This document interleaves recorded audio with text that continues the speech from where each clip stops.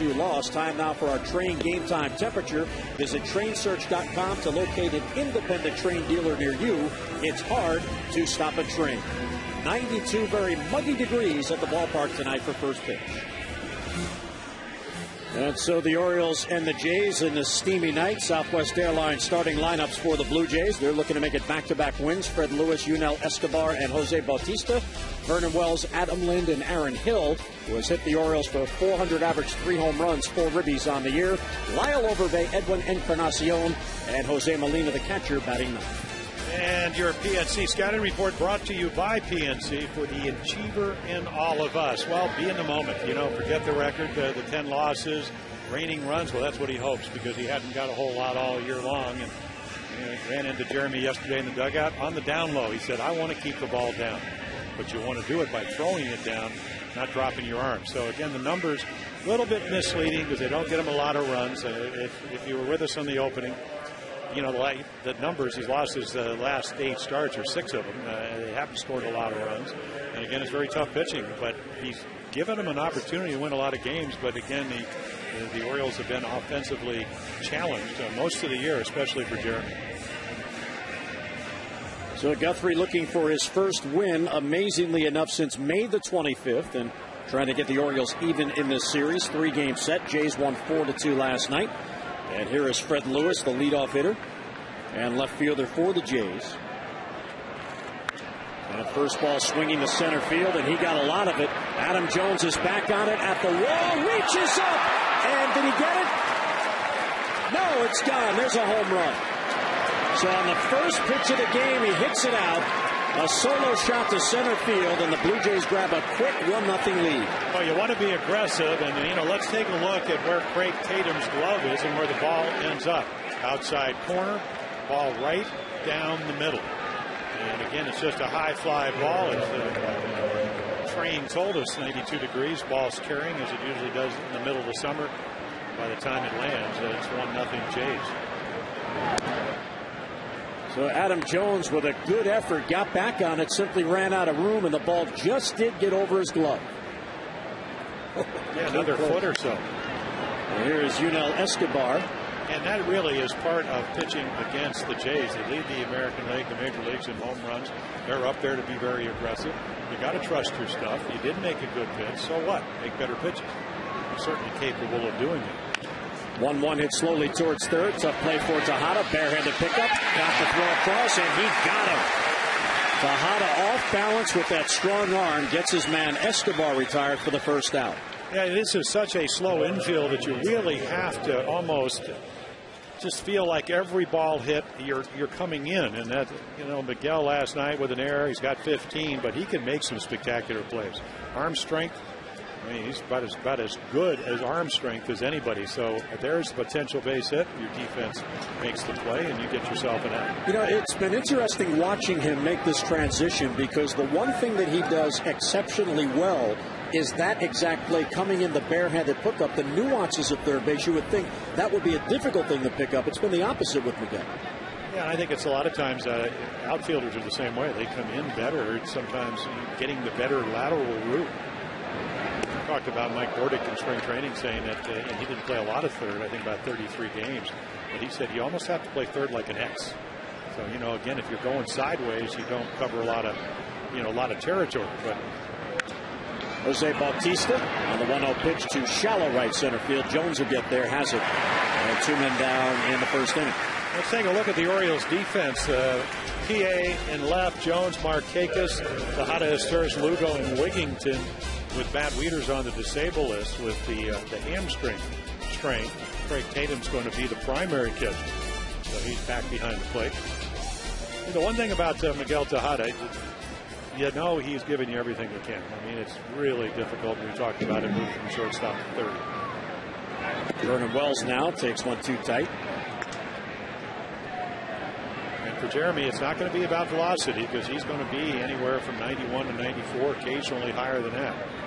Just look at the glove tonight. It's what Rick Kranitz, the Oriole pitching talked about with Amber Theo Harris. He's got to make better pitches, and part of it is just being able to command out of the middle of the plate. And you know, you expect them, not only Toronto, but all good hitting teams at the major league level, to have good at-bats and to have good swings. You stay out of the middle of the plate, you use your pitches, you establish a low and away, up and in, out of the middle, you're going to have some success. Wells to center field, Jones in on it, and that knocks down for a base hit. Kicks off the knee of Adam Jones, hustles after, trying for two as Wells, and he'll get in there. So that'll be a single and an error, as Adam Jones had to go off his knee or his shin, and Vernon Wells gets in the scoring position with two men down. Yeah, it'll be interesting because, again, he gets a good jump. He's trying to make a catch. Don Shelby, the Orioles outfield coach, saying he's been working on the jumps. But again, I don't know if they'll score that as an error or just a double. Yeah, because that's just the happenstance of trying to short hop the play. You think you're going to make it. When you don't, obviously you get another guy into scoring position. Jim Henneman, the official scorer tonight, did rule double. So here is Overbay with a runner at second base and two down. Adam Lind. 2 nights in a row. They got two lefties. Inverted them. Adam Lind, the DH, has hit 9 in a row. Well, they both are on hitting streaks. Overbay with 8, Lind with 9. They both drove in runs last night. Overbay with a double, Lind with a single into right. Of course, that's what he's trying to do. Only hitting .232 with runners in scoring position.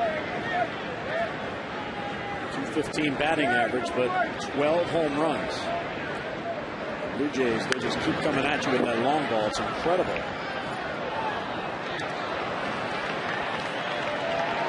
And Lind, the guy, would you say that's an all or nothing year? Well, it is, and it's coming off a year where he had 35 home runs. And I talked to Cito Gaston, the manager of the Jays. I said, I read an article where last year, as a DH, he'd come over and sit next to you, and then you were kind of staying away from that. He said, well, he's sitting next to me a little bit more over the last 2 weeks, 3 weeks, because, and Cito was saying, listen, I'm going to be gone. I mean, this is his last year as manager. Everybody knows that. Kind of a lame duck manager. Won a couple of championships, but he said he's going to have to learn on his own. There are a lot of guys, and one of them that do it with Fred McGriff that can handle in-game coaching. A lot of guys don't learn. Just get the too many fog clouds up there. But Lynn, after last year on his way to 35 home runs, he could sit right next to Cito Gaston. You also got Dwayne Murphy, the hitting instructor, who's a terrific major league player, Gold Glove center fielder. 3-2 on Adam Lind, and Guthrie walks him. So the inning continues as Adam Lind draws a 2-out walk. 2 on with 2 down in the first inning. Well, Aaron Hill coming up. He's hitting 3 in a row, and oh man, he got into one last night. Hit it into the Orioles bullpen for a home run. Well, for a guy that came in hitting 189 as he did last year, and again, when he gets 3 hits or more, they're 14-2. And that's what he did last night. He really had some great at-bats. And he hit the ball to left center, to center field, and then doubled off the right field wall. So he sprayed the ball around, and he did it with power. And that's the type of hitter he was last year. He hit 36 home runs last year. And that first ball swinging, as the Jays have done so often in this series. There's Lugo at second base. He has it for the out, and the inning ends. The 4th leadoff home run of the year for Fred Lewis puts the Jays on top. Here come the O's.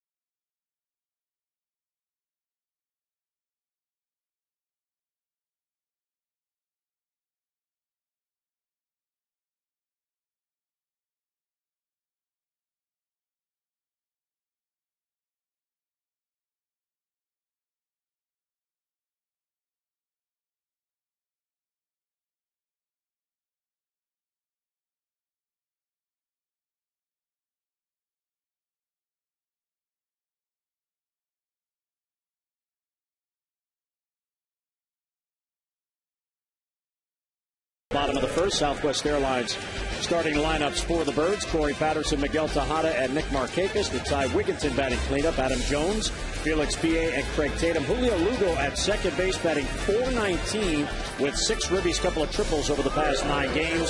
Cesar Izturis at shortstop. That's 9.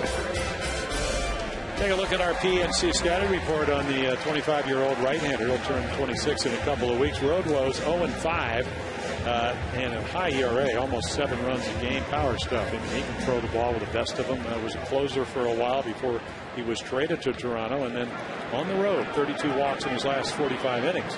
Even though Bruce Walton, his pitching coach, said the control has been better as of late. He's come up very much as Chris Tillman, who pitches for the Orioles, with a 2-seam fastball. So we'll see how that translates. But he's got 4 pitches, and he gets it up there in a hurry. Corey Patterson takes ball 1. Corey DHing again as PA continues to play well, gets another start in left field. Corey at 283 after an 0 for 4 last night, and that's over ball 2. So, again, if you're a leadoff guy, and the one thing you can do, I mean, you can steal bases with the best of them, 16 out of 18. You need to get on base. So this pitch has to be in your right there. I mean, if it's on the outside corner, you take it. And you would think, at least the way I used to pitch, when a guy could run, I want to throw him strikes. I want him to put the ball in play, so he should get a good pitch to hit. And now with the count 3-1, you know it's going to happen. You don't want to walk him because then the track meet starts. Brandon Morrow picked up this past off season in a trade with Seattle, as the Mariners acquired Brandon Lee, who was a very effective relief pitcher. And the Jays got Morrow. And there's a leadoff walk. So after a 1-0 lead, Corey Patterson gets on, leading off in the bottom of the first. Take a look at the defense. Lewis, Wells, and Bautista. Encarnacion with an error last night. Escobar just coming over from Atlanta. 2 outstanding plays last night. Aaron Hill at second, Overbay at first, and then one of the Flying Molina brothers. You knew he was going to be in the lineup. The 2 games that is in. I mean, his one brother, Benji, he hit for the cycle, and then Yadier, his other brother, who catches for St. Louis, he had 4 RBIs and a home run last night. So you know Jose was going to get a chance to catch tonight. Here's Miguel Tejada with Patterson on at first. One thing teams have done with Morrow on the mound this year is run. There have been 12 attempts with him on the mound. They've been pretty good at containing the steals, as Tejada first ball swings right field and deep. Back on it is Bautista, and he runs it down, crossing over onto the warning track. So Tejada trying to go the opposite way, gets it airborne. Bautista has it 1 down. Yeah, nice jump on that ball. Ball slicing away from him. The one field, if there's any problem here at Camden Yards, you can see the sun setting. That band of sun out there in right field.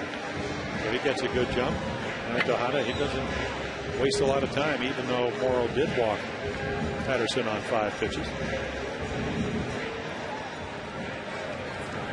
And 1 down as Patterson now will see if he'll try to steal with Nick Markakis up. The one thing about Jose Molina, 11 out of 19, so he's a good catch and throw guy, average of 282. There have been 5 steals against Morrow, but the Jays have caught 7. So that's not a very good ratio if you're the base stealer or potential base stealer.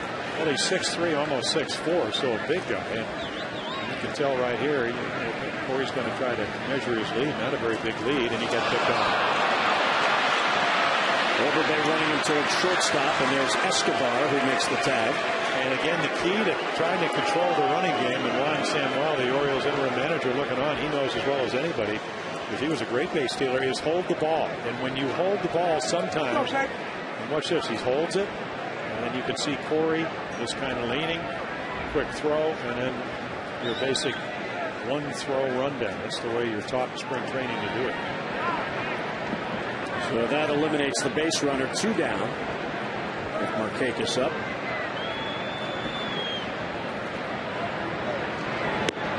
And there's a strike. Markakis had his 6-game hitting streak halted last night. He took an 0 for 4. It was a tough 0 for 4. He did not get the ball once out of the infield.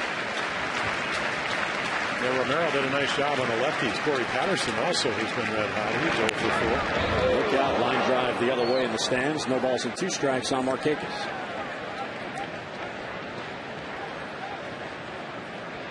There you go. And it's, you know, he's got a base on balls every 2 innings and a strikeout or more per inning.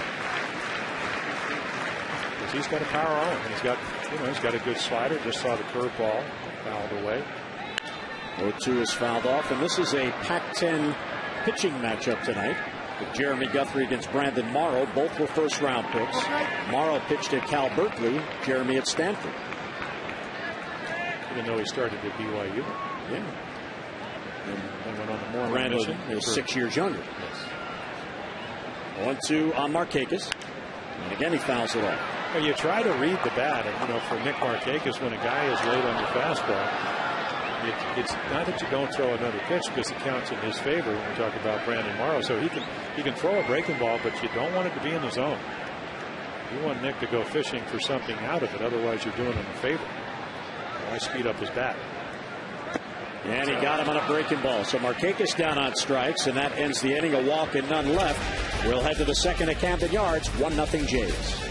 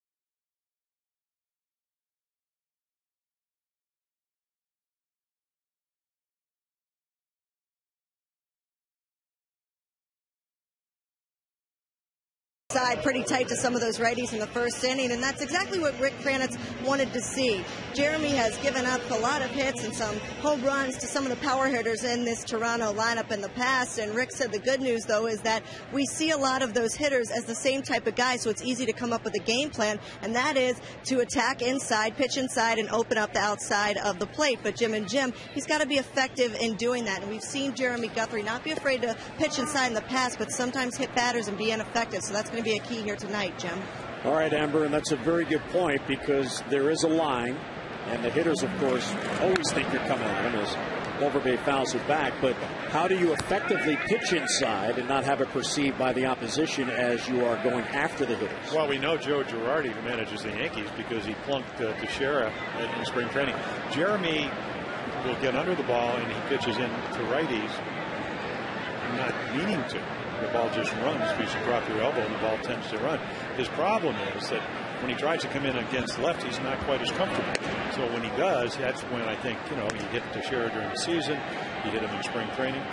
So again, at the end of the day, it's great to be able to pitch inside, but you have to command down and away.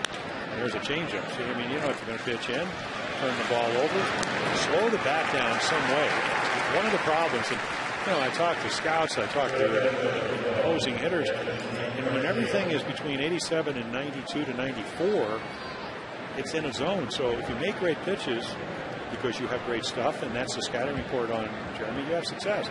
But if you don't, like we saw to Fred Lewis, then you're going to struggle. Here's Encarnacion, who takes ball one.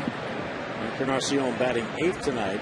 Now, A.J. Burnett leads the league in hit batsmen. He has 10. Guthrie is tied for second. There's a shattered bat. Look out. It's Torres who has to step over the bat and then fire to first for the out. So 2 men down as the barrel and the ball got there almost at the exact moment. Good concentration by Cesar, 2 away. Yeah, well, Jeremy Guthrie ducks. Everybody's ducking.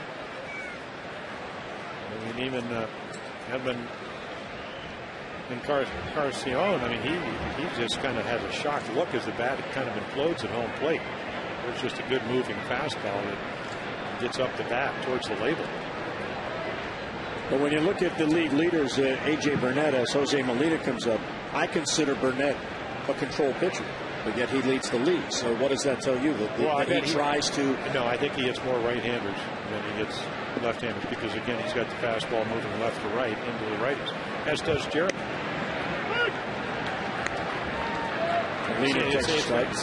Everybody, when you don't see Jeremy from game to game, they go, Cito Gaston said it yesterday. He manages the opposition. Hey, great stuff. But can he make great pitches? Can you command his stuff? And, when he's on his game, that's a really good curveball. We talked about the fact that even when he struggled in Texas, he got out of an inning by using his curveball. Show it to him. Make him talking about Toronto that you have another pitch that you can throw for a strike or that you're willing to throw. There's another late request for time granted by the home plate umpire. Tonight it's Jim Reynolds. As Guthrie was in his windup. There's the 0-2. It's down anyway. By the way, Yadier already played and won today. The Cardinals won 2-0. He went 1 for 3. So he caught a day game after a night game. After you get 4 RBIs, you're not missing that game. Now his brother, that'll be the other story. Let's see if he's playing. Yeah, well, he sprained a quad. Was that the best video you ever saw of him legging out that triple? Where was that good? Jeremy usually hardly says anything else, but take a look. Yep, that ball's over the plate. And Benji is in the lineup tonight, so I guess the quad is okay. I think he was just out of gas. Well, right. I mean, look at all those total bases. He had a grand slam. That's 4 total bases. Single, 5, double, 7, and then the triple, 10. And then you caught. And then rain delay mixed in there. And Molina goes down on strikes. Guthrie has a 3-up, 3-down inning. Good bounce back inning. Jays go in order. 1-0 Toronto.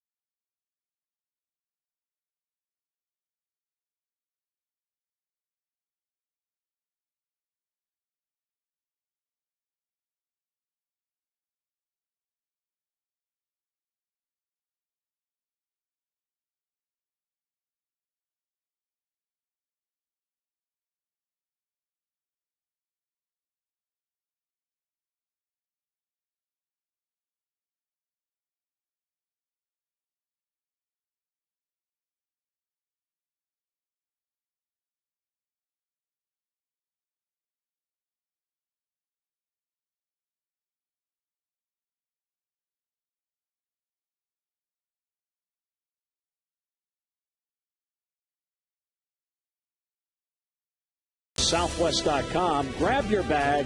It's on. And it is a lovely night in the Inner Harbor. Be out on the one moment to be personal. Wish my wife Bonnie a happy wedding anniversary today. 28 years. Happy anniversary to you. Big night planned tomorrow night. Yeah. Going out to. She's a good sport. She knows the game. Got to go to the game. That's right. Baseball. 28 years she put up with me. Here's Ty Wigginton. Special happy lady. Anniversary. Special lady. Here's Ty Wigginton. Birds down by a run. Jones and PA will follow. And taps it foul. Wigginton's bat is really coming on, and it's kind of interesting because there's always speculation. How does a player who is the subject of trade rumors, and of course that's all they are until something happens, does a player excel or go into a slump? Hearing his name bandied about, wondering where he'll be in a couple of weeks. And Wigginton right now, his stroke is coming back. He is sitting now in 5 straight games. 14 home runs, tied with Jones for the club lead.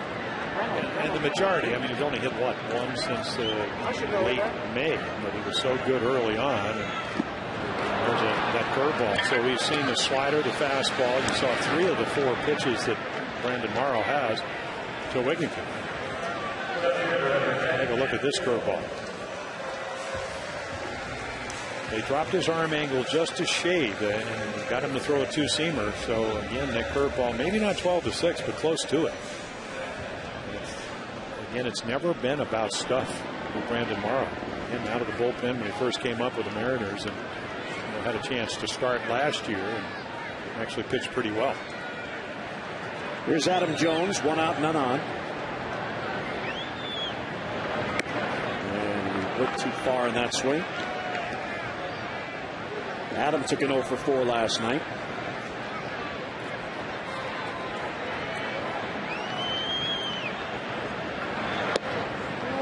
He looks it over, 1-1. Yeah, he got pitched to last night, and he was quoted as saying, well, I got to hit for more power. I got to drive the ball. Well, I thought he was doing pretty well. 8 home runs in June. It wouldn't change anything. What did Eddie Murray say? You're usually going to swing about 75 to 80%. Juan Samuel talked about it before the game. He said, you got to stay through the ball. Kind of like what Aaron Hill did last night. He's so strong. You don't have to swing hard. And that's high ball 3, good eye. Well, he also struck out 3 times last night. That's the first time all year he struck out that many in a game. But he's been red hot, and anytime you're able to hit 23 out of 34 games and you're hitting over 300.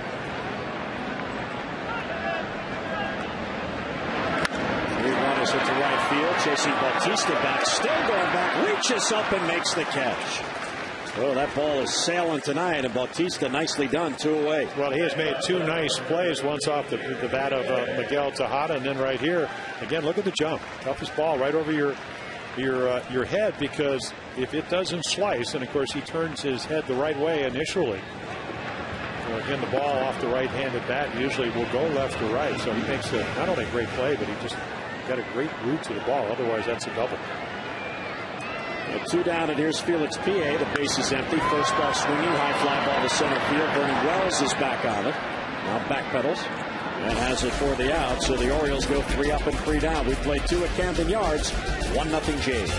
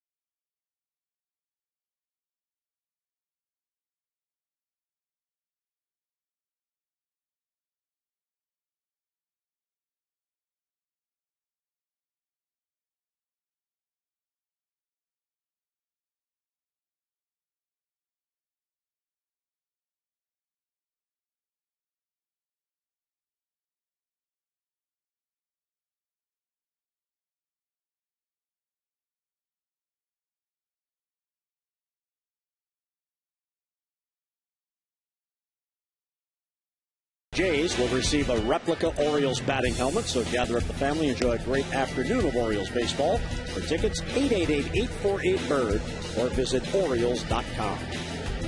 Now see, there's a guy having fun here, Jim. Look at that. He's got the makeup, he's got the #1 finger, he's got some kind of a mascot. He's making me dizzy. That's all right. Well, yeah, and you know he's got a Brooks Robinson T-shirt somewhere with a voucher for his jersey. Do you know anybody we can get a couple of those? It's a nice looking shirt. And it's high 1-0 to Fred Lewis. Jim Hunter. Get anything you want. Well, maybe I can rely on your people. Lewis led off the game with a home run on the first pitch, and that has the Jays out in front.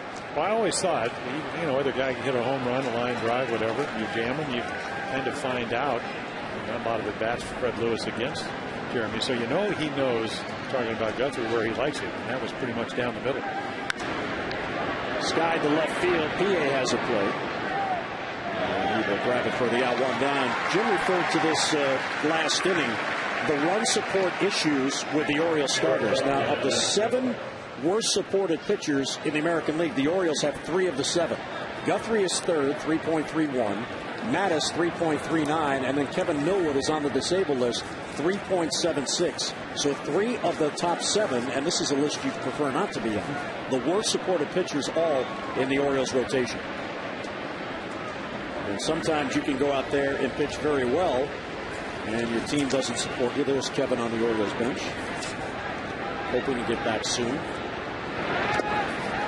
Well, the number, the 2 less than 4 runs, they're 2 and 46. So obviously, your pitching's not where you want it because you'd like to win some of those low-run games. But the fact that you played 89 games and you have 48 games where you've scored less than 4 runs tells you something about your offense. Big bouncer to Lugo, and he'll get it to first, and 2 men down as Yunel Escobar is retired. And here's what Jim's talking about. The magic number is 4.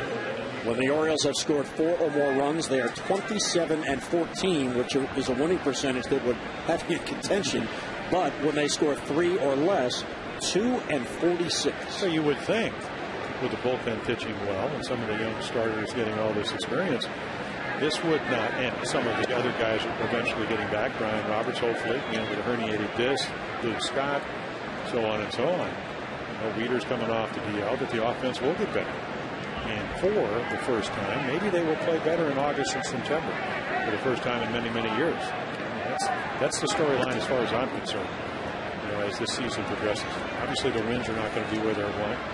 Doesn't mean you can't pitch well. You may not win. Just try to pitch well. Mark Akis has hit, 3 home runs in his last 56 at-bats. After going, about 310 at-bats or something like that with only 3 home runs. That ball's ripped towards the corner in left field. That gets down for a base hit. PA goes to dig it out. As Jose Bautista hits the second base with a 2-out double. What did he hit that ball hard? And this is how you hit 24 home runs. I was talking to him before the game. I said, what's the load? He said, I hit 8 home runs in September, 2 in October. Between Dwayne Murphy and Cito Gaston, they said, get back. You got to load. You got to, you have to have some trigger to get the bat through the strike zone. Boy, and he has triggered it this year.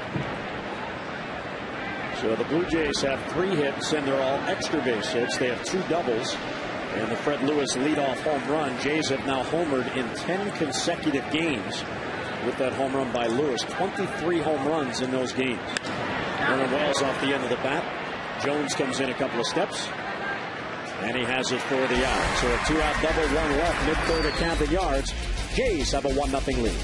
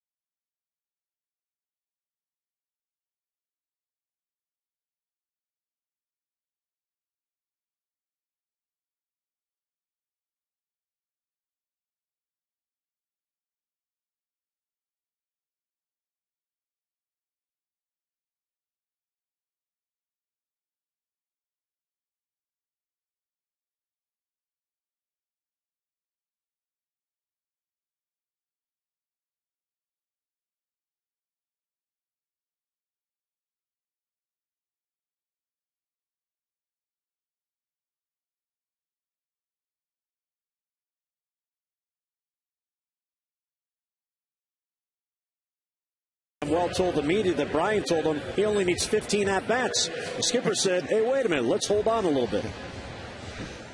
So the league is very advanced. And you hate to see him come in and trying to force everything just because he wants to be here. Ended up having a major setback. So Roberts continues his rehab. He's still with the Gulf Coast Orioles. He has played in 6 games, 9 for 19. It's a good fact that he's played 6 games, but again, it's game speed, guys who are coming off their all-star break versus Brian, who I guess technically is in spring training mode. Well, he is, and we saw that with the herniated disc. I mean, he took the epidural. He did everything he could over the last, week to 10 days to get ready for the season. And then the slide in the opening series here in Baltimore, the slide into second base, re-injured it, and hasn't played since. Here's Tatum towards the hole, and that gets through for a base hit. So Craig Tatum is on with a leadoff single, and the Orioles have their second base runner. So the time run on, leading off in the 3rd. Tonight's Maryland Lottery Hit It Here fan of the game is Robert Wheeland from Stevensville. If an Oriole player hits the Hit It Here sign located in the bullpen area, Robert wins $100,000. To find out more about how you can become the fan of the game, visit mdlottery.com. Hit it here. Good luck, Robert. And Roberts. I'd like to see that. I don't know if Lugo, he hadn't hit one. He's going to have to really go deep to hit it 430 feet to left center. So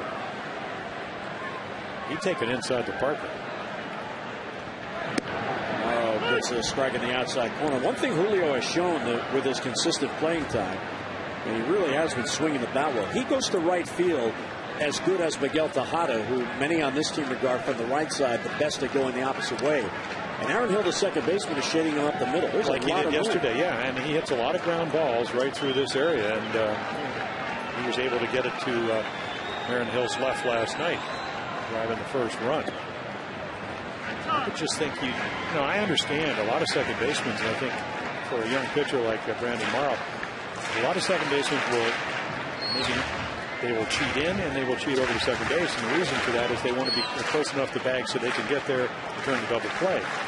With nobody out and a 1-run lead, the last thing I want is a runner to get to third base. So we encourage them, okay, just make sure a ball's not hit to your left.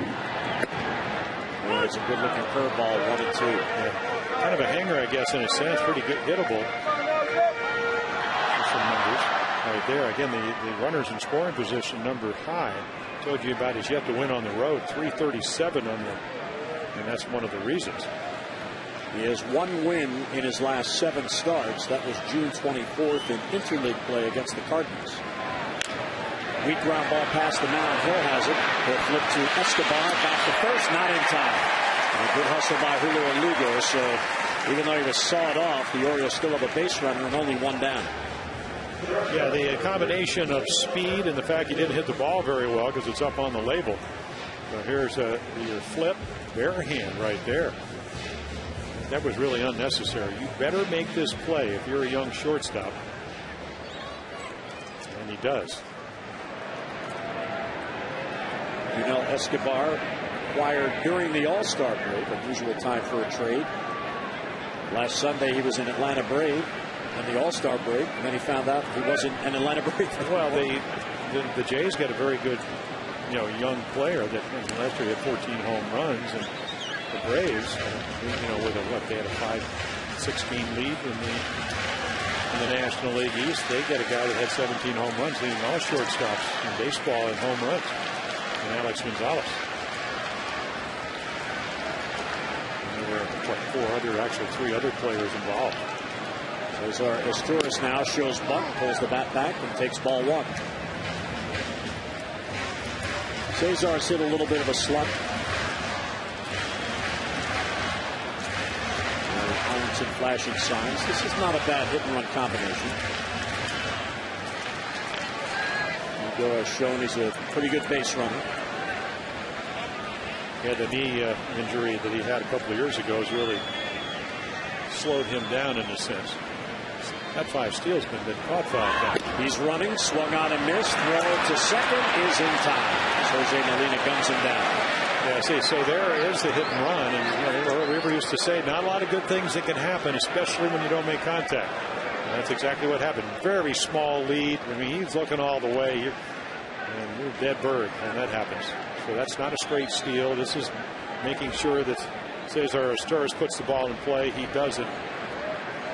You don't get to strike him out, throw him out, because that's only strike one, but you do get another out. So you've now had a runner picked off when you're not scoring a lot of runs, and now you have somebody get thrown out. So you're getting them on, but you can't get them into scoring position, and you can't get them in. Astures to left field, playing shallow is Lewis, and he has it for the out. So a leadoff single, but none left. We'll head to the fourth on Brooks Robinson night at the ballpark. 1-0 Jays.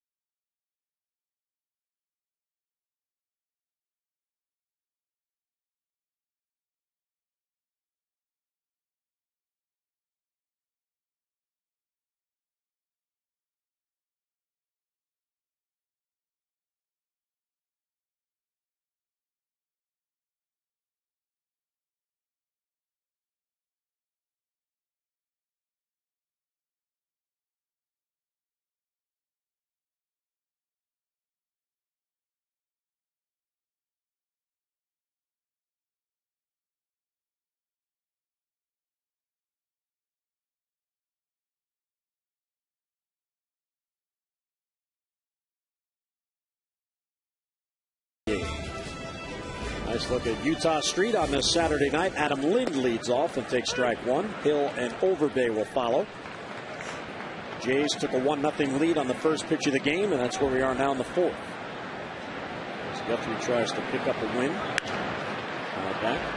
Guthrie has gone 8 starts without a win. He is 0-6 with a couple of no decisions, and this winless streak coincidentally started against these Jays on May the 30th. He faced them in Toronto and was the losing pitcher that day, going 6 innings and allowing 4 runs, and he hasn't won since. Yeah, combination. I mean, he's only in, as we mentioned, this is his 19th start. He's only given up more than 4 runs 3 times. And in all 3 games, it was 6, 6, and 6. But again, if your team doesn't score a lot of runs, 4 runs seems like it's insurmountable. This one's tomahawk to left field. PA a long run. He won't get there. And knocks it down. Heading towards second base is Adam Lind. Here's the throw. He is safe at second base. The feet first slide and a leadoff double for Adam Lind. So how about the Jays? They have 4 hits, 3 doubles, and a homer. Yeah, this ball just really fought off right here. I mean, this is just a jam shot, and you don't defend this very well. And right there, PA can't get the spinning fly ball, and you know, he's got a good throwing arm, but when the ball gets off his glove, it's going to be an automatic double. Boy, it's amazing. Last night, on their way to 4 runs, they had the leadoff runner on the first 4 innings, 5 out of 6 against Brad Ferguson, and they parlayed it into 4 runs. This one too tight to Aaron Hill. As Guthrie reminds him that he will pitch to that part of the plate. It popped up to Lugo to end the first inning.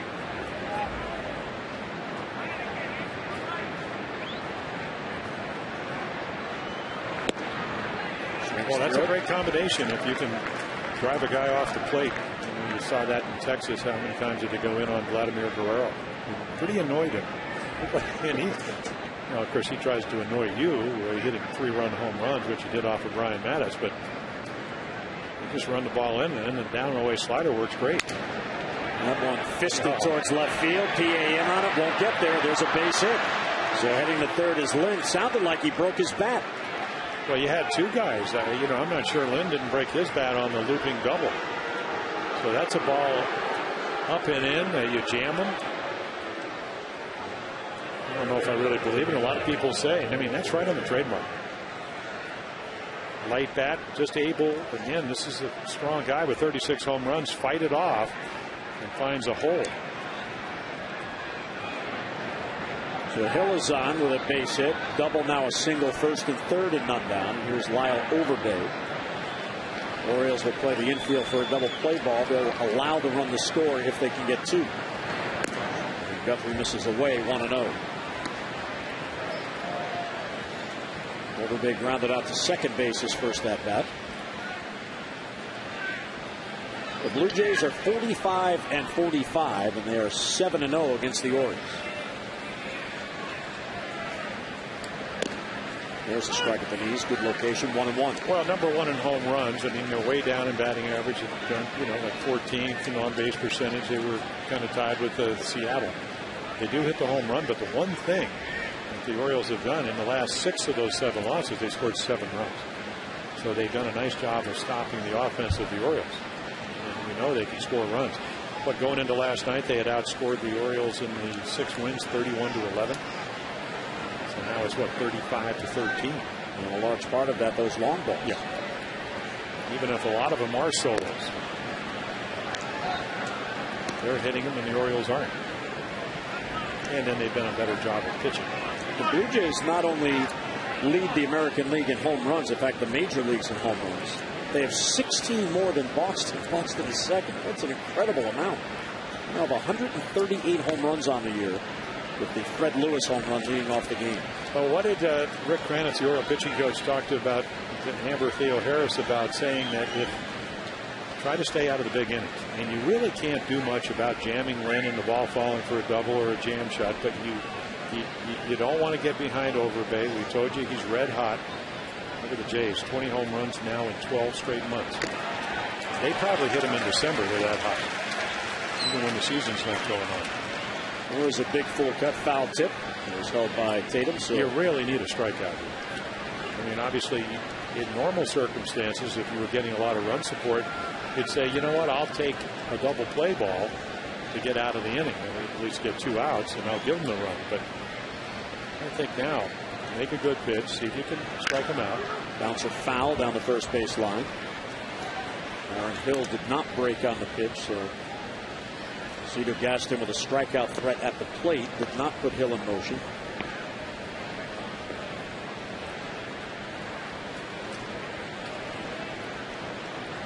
Guthrie coming off a no decision last Thursday in Texas. He pitched the first game in that series, so it's been a while since he's been on the mound.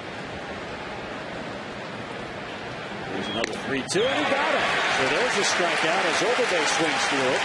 And a huge out for Guthrie, 1 away. Well, again, it's not about velocity. It's about commanding your stuff, maybe having a little bit of luck. I mean, this is 96, up and away. Most lefties like the ball down. He just can't catch up. I mean, what a great angle. Great job of showing that how late he was on that riding fastball up and away. Now you have a free swinger that does become a double play guy. So you got a chance to, if you make your pitch, he's a good fastball hitter, get him to hit a ground ball, turn the double play, and you're out of the inning. Encarnacion takes a slider for a strike. He grounded out to shortstop his first at bat.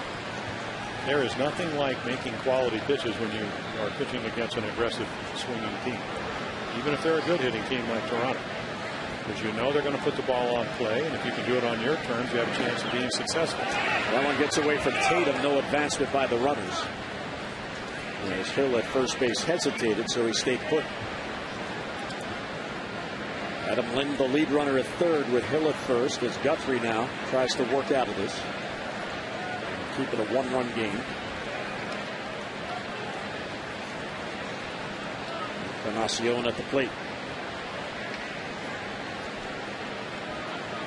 And he fouls it off. Jeremy Guthrie did not win in his first 6 starts on the year. He was 0-4. Then he won 3 of his next 4, so he was 3-0 in his next 4 starts. And over his last 8 starts, he's gone 0-6. So the middle part, pretty good. All 3 of his wins came in that span. He and Bergeson have had an unusual year in that regard. Bergeson won his 3 wins consecutively. Yeah, well, they got him 6 runs, 8 runs, and then he pitched well and won with 3 runs. And maybe that's what he's going to have to do tonight. I figure a way somehow to get out of this inning. Now 2-2. Nacion's getting back, so there you go, 8. And again, it's so easy to say, hey, they're not pitching well. That's not really the case. Right. I mean, it's a combination of sometimes pitching well and not getting a lot of run support, sometimes not pitching well as you're capable of. 2-2 is grounded foul. Well, the starter's #1 job is to give your team a chance to win, and that's why those numbers you talked about with Jeremy, more times than not, he's done that. And he's pitched over 6 innings per start. You know, very rarely is he knocked out early. Now the last 2, that's only happened before the 5th inning 3 times, all the way back in April against the Yankees, and they can pretty much knock anybody out. And then against Boston and Texas. Ground ball to second, could be 2. Lugo the second run, Astros back to first. That's a double play, and that ends the inning. So first and third at none down, and Guthrie gets out of it. Bottom of the 4th coming up, 1-0 Jays.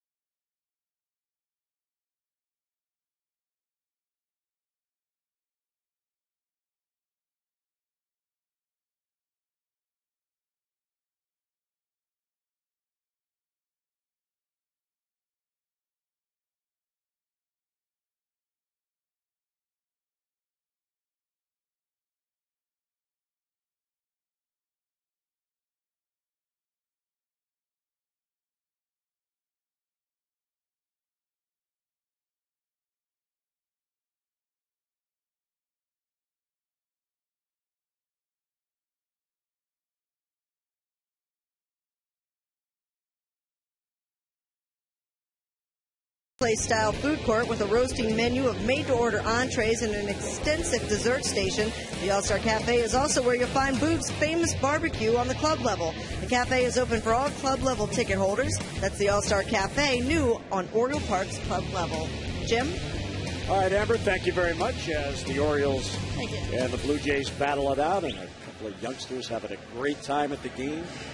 Dad, it's hot. How about a soda? Got some ice. Ice in the soda. Yes. It was a nice female Oriole hat. Nice pink hat. And here's Corey Patterson for his second at bat.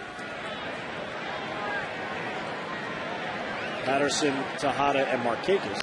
And there's a bunt attempt. It's a good one. Races on. Patterson to the bag. Out at first base on a fabulous play by Aaron Hill. You can't do it any better than that. Yeah, it's like recovering a fumble and flipping at the same time. I mean, watch Hill coming in right there. Great anticipation, full speed, shovel throw. A tall first baseman, big stride. Boy, off the bat, this looks like it's going to be a bunt base hit. Perfectly executed, except for great defense. So great anticipation. Hill's not only in this series doing it with the bat, he is doing it with the glove. Nice job by Tim Welke there, the crew chief at first base. He saw the ball and the foot, got himself in position, and made the right call. It was actually not as close as I thought it was going to be.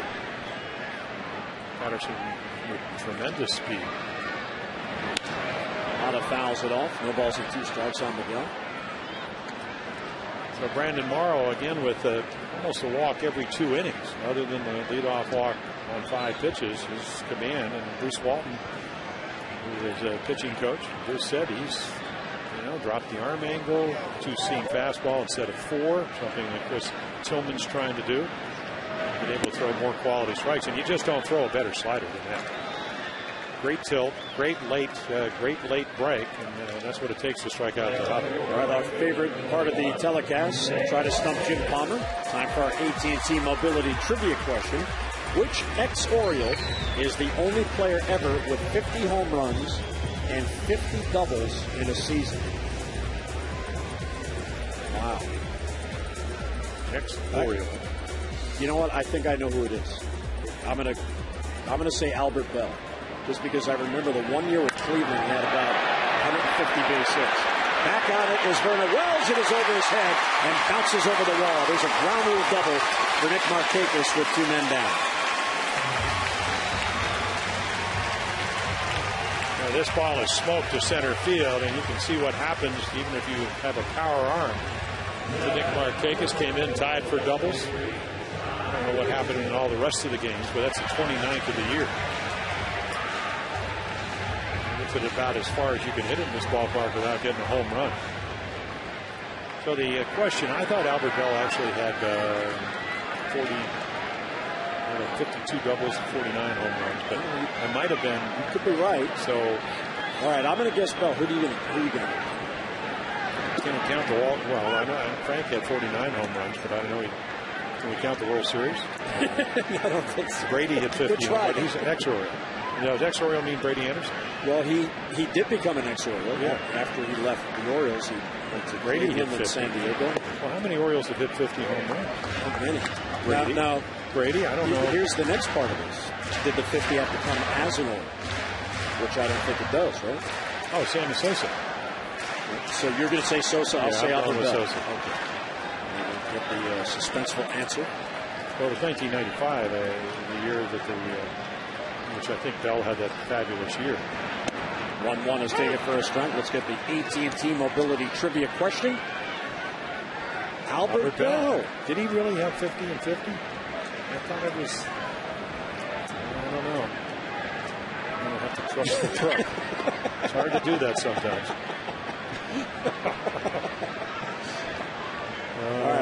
No, they know. I know. They know it all. There was that year, as weird as that, Bell had 100 extra base hits, so he had to have at least 50 and 50. You had the year, you had the wrong guy. 1-0 Toronto.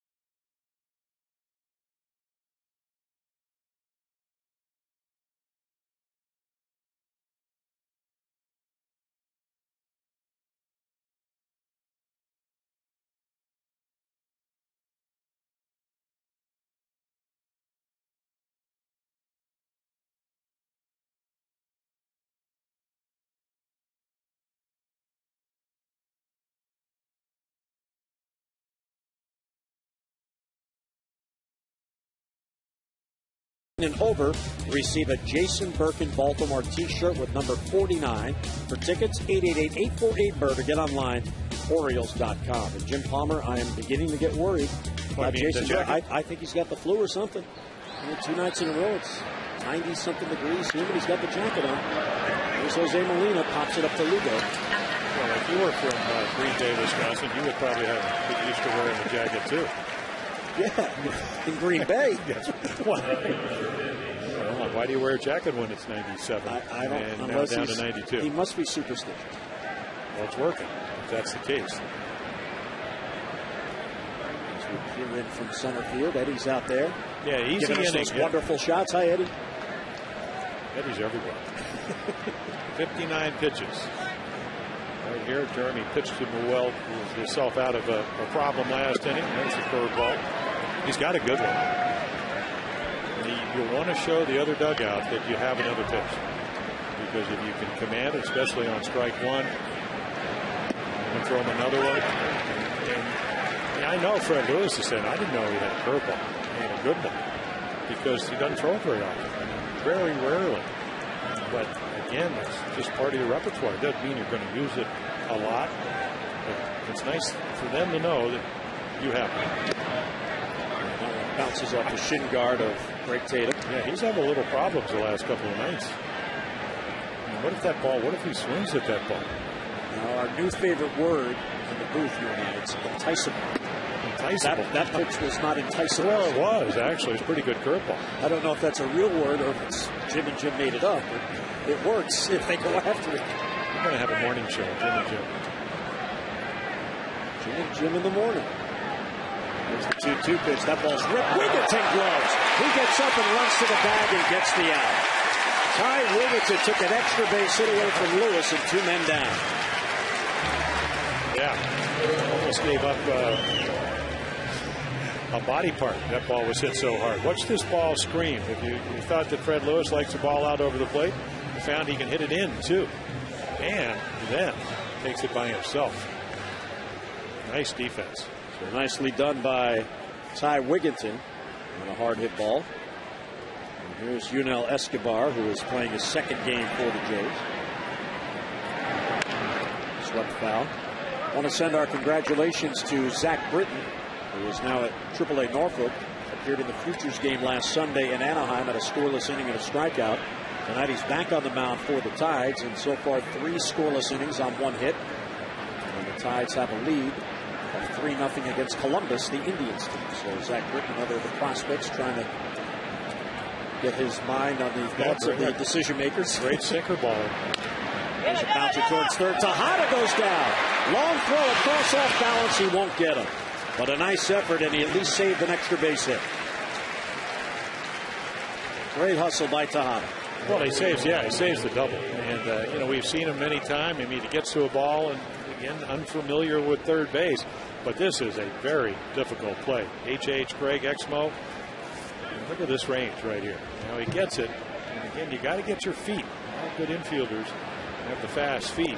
Just couldn't get his feet on. And the Exmo by H.H. Gregg. We make buying TVs and appliances simple. H.H. Gregg, price and advice guaranteed.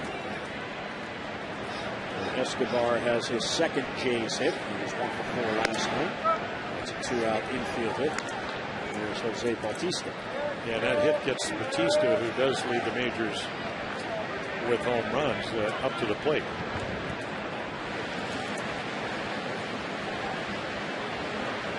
Bautista has 1 hit, 2 trips. A good pitch on the outer corner. Well, that's a great pitch. Outside corner. It was so good, even though an aggressive hitter like Jose Bautista is going to take it because it was a pitcher's pitch.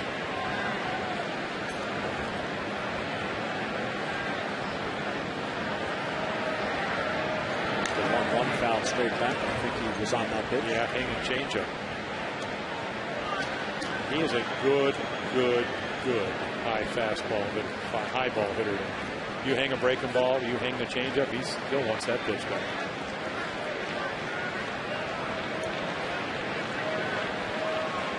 One and 2 the count as Guthrie looks to work out of it. Jeremy's had only 1 3-up, 3-down inning tonight. Pop foul, Weekly back at first. Wigginton is over, runs out of room. The man with the Brooks Robertson t-shirt has a souvenir. That could be a number 3. Yes. A lot of orange tonight. Well, that guy just bought that hat. Still has the stickers on. Yeah. Now, if I got a hat like that and left the stickers on, would you think I'm cool? Is that what the kids do? I do. But would it work for me? No. Thank you for being honest. I'll take the stickers off. I'd like to see you show up tomorrow with that. Well, Bautista goes after high heat and misses. So Guthrie gets a strikeout, a hit, a man left mid-fifth at Camden Yards. 1-0 Jays.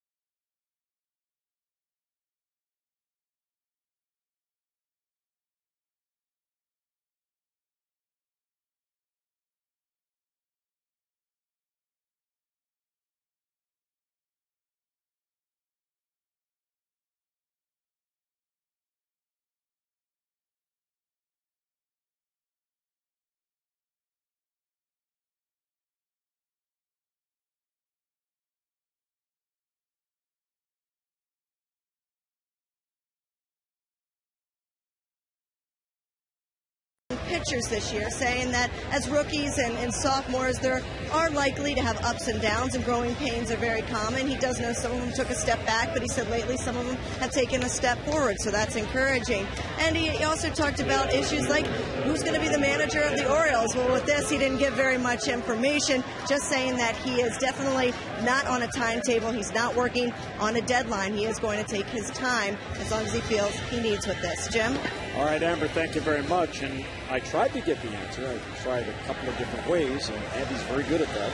Said, when we figure it out, we'll make the announcement. I mean, that's all you can do. Well, he was quoted as saying it's not like the barn is on fire. Right. And we need to call the fire department. But as Amber points out, what we did find out, he'll either name the new manager soon or not soon. As it should be. Some things are just so simplistic. The Orioles know the formula of winning. They won 4 straight down in Texas. You pitch well, you score a bunch of runs. Jones to center field off the end of the bat. Vernon Wells comes in, won't get it. And that falls for a base hit. So the Orioles have their 3rd hit. And if you watch last night's game, the key for Toronto, even though they lead the league in home runs, they had 1 solo home runs, but they got a lot of leadoff guys on. And then they were able to advance them. Felix Piet's coming up, Jim. He sat out the last 2 games in Texas after that quad injury, but his presence was felt last night. Oh, it really was. Looping single, he got a couple of hits. He hit a screamer that Escobar made a diving catch, late in the ball game. He's just got to figure out a way to stay healthy. For a kid that's 25, a lot of leg injuries.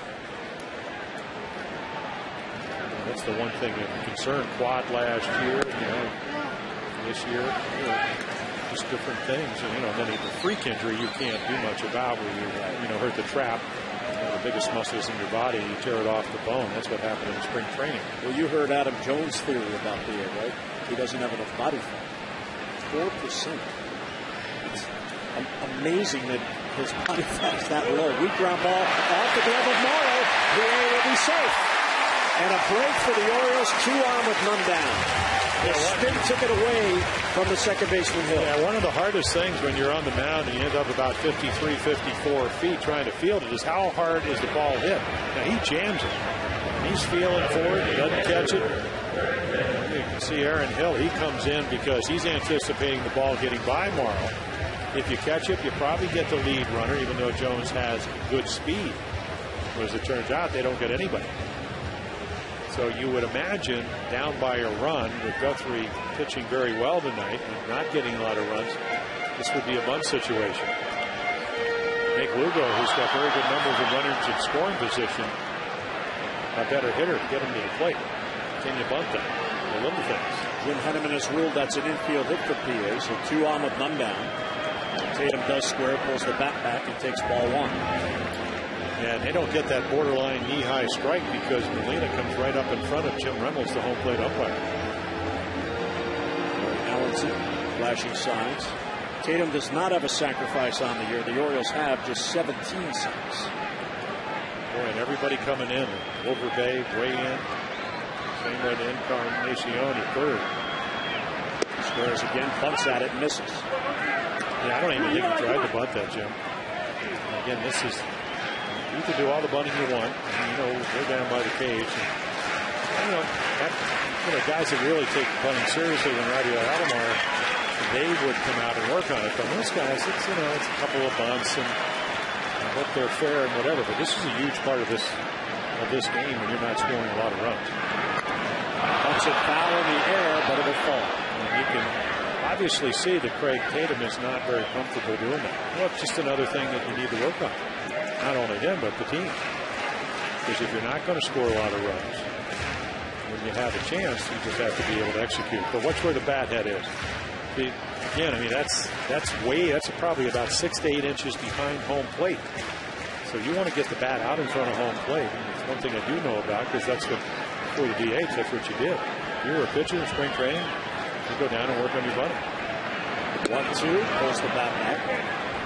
Phil Rizzuto, the Hall of Famer, used to talk about laying down the bunt, and his theory, he was a great bunter in his career, is you catch the ball with the bat instead of lunging at it. But again, you have to have the bat, the barrel has to be higher than the handle.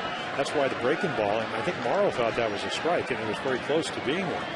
But the bat's got to be out in front of home plate, and Charlie Lau, who's a great hitting instructor, said the hardest pitch to bunt is the sharp breaking ball. And now the count goes 4-3-2. Boy, again, if you're Brandon Morrow, and we talked about his on occasion lack of control, but they're giving you an out here. And part of the fact that the count's gone 3-2 is that Tatum hasn't been able to get it down. Because he wants him to put the ball in play. The 7 runners here? No. 3-2. They do not go. And it's ball 4. So how about that? He's trying to lay down a sacrifice, misses twice, and draws the walk. So the bases are loaded with nobody down. Yeah, soft single to center, with the ball off your glove, and then a breaking ball 3-2. So here we go, young pitcher, only 25, turned 26 in about 10 days. And right there, again, just a little nuance. Cito Gaston said that when he talks about the Jays, because he's going to be leaving after this, he said they are going to have a good pitching staff. We saw Romero last night. Markham's going to pitch tomorrow. He's coming off Tommy John. A little bit of elbow problems and adhesions, but he knows how to pitch. And then Morrow's got a power arm, but that's part of the process. Get your innings. And a big break for the Orioles right here after Tatum couldn't get him over the walk. The trail runner Tatum, the slower of the three. Jones, PA, and Tatum third to first. And here is Lugo. And it's outside, 1-0. Morrow averages just over 4 walks per man. He has walked 2 so far tonight.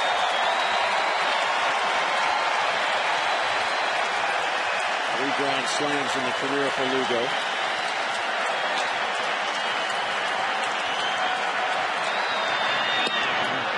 Good pitch there. He swung through it. Well, he really does have a good slider. And that's what he threw right there. He had him down as a curveball, but he has the curveballs a little bit slower. His curveball's about 78. The slider's in the upper 80s to go with the fastball that can go from 91 to 95. One thing Morrow has done a good job of this year is keeping the ball in the ballpark.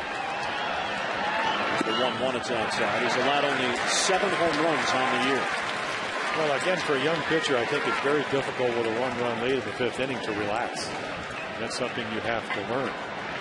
Because the grip pressure, whether it's on the bat or on the ball, has a lot to do with whether you're able to relax. If you can't get the ball out on the fingertips, it can go anywhere.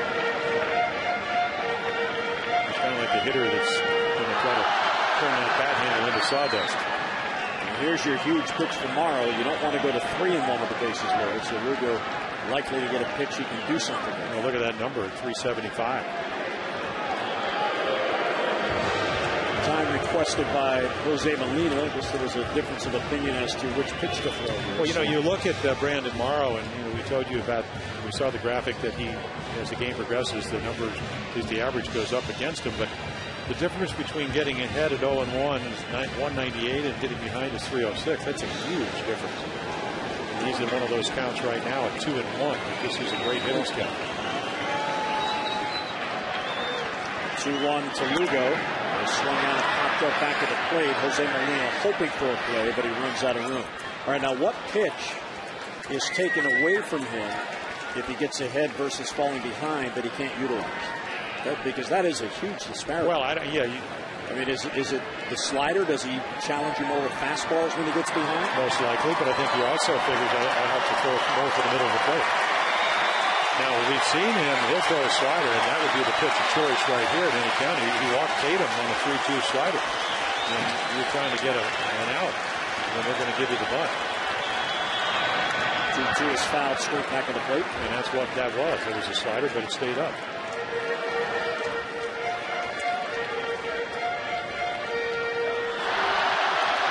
Pitched against the Orioles in the Orioles home opener on April 9th. Game Jimmy 13 and Brian Roberts re-injured his back. He left after 5 innings and the game tied 5-5. Orioles eventually got the lead until a blown save in the ninth cost the Orioles the win in the home opener. 2-2 on Lugo, bases loaded, none down. And he got him. There's that pitch again, Jim. And Lugo couldn't reach it, one away. Well, again, if you could draw it up, before you went to sleep last night and you're going through the lineup, if you said, I could get to this point, let's see how he does that. There's a slider that he thought might have been a strike. There's a good one. 1-1. 2-1. Hitter's count. Right there. Swung the ball a little bit out of the zone. 2-2. Another breaking ball up, and then the perfect slider. So before you put your head on the pillow, if you could say, with the bases loaded and I need an out, could I throw that pitch? I think they'd have trouble getting to sleep because that was perfect. Cesar Izturis now. It's outside 1-0. Cesar in the number 9 spot, flied out his first at bat. He is now just 1 for his last 14.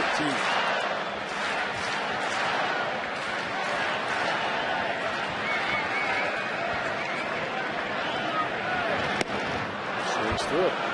1-1 to count. Well, the path of the bat head to the ball, and right there, not even close. That ball right on the outside corner, and that head looked like it was more in the middle of the plate. 1-1 to Izturis. Swing, line drive, left center field, and that's a base hit. It gets down. Here's Jones to score. P.A. right behind him. And on at first base with a 2-run single is Cesar Izturis. So the Orioles get the lead on a big base hit by Izturis.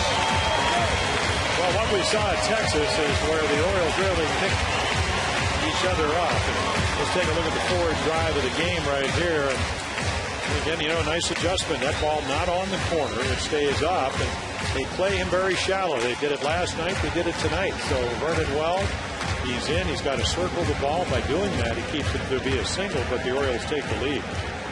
Your Ford drive of the game, your local Ford dealer invites you to experience Ford like never before. Ford, drive one.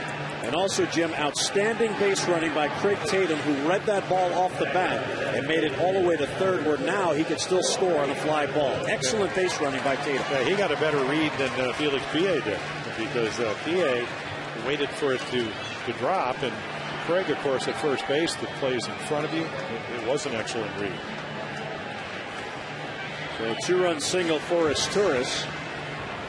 Runners on the corners, 1 down, and Corey Patterson comes up. Corey walked leading off the bottom of the first, then was out in a bang-bang play on a drag bunt attempt in the fourth.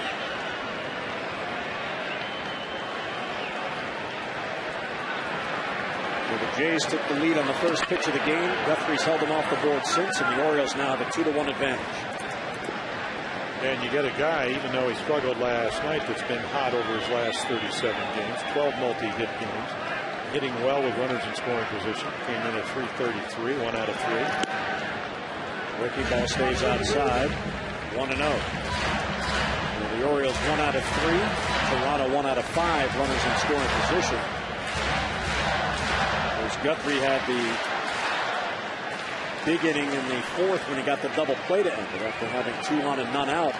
Did not allow another run. Patterson swings through it, 1-1. Remember, Brandon Morrow's strength is that he averages a strikeout per inning. You know, it's very hard to double up Corey Patterson because of the speed. So you know if he gets a 2 strikes, he'll be looking to strike out Corey.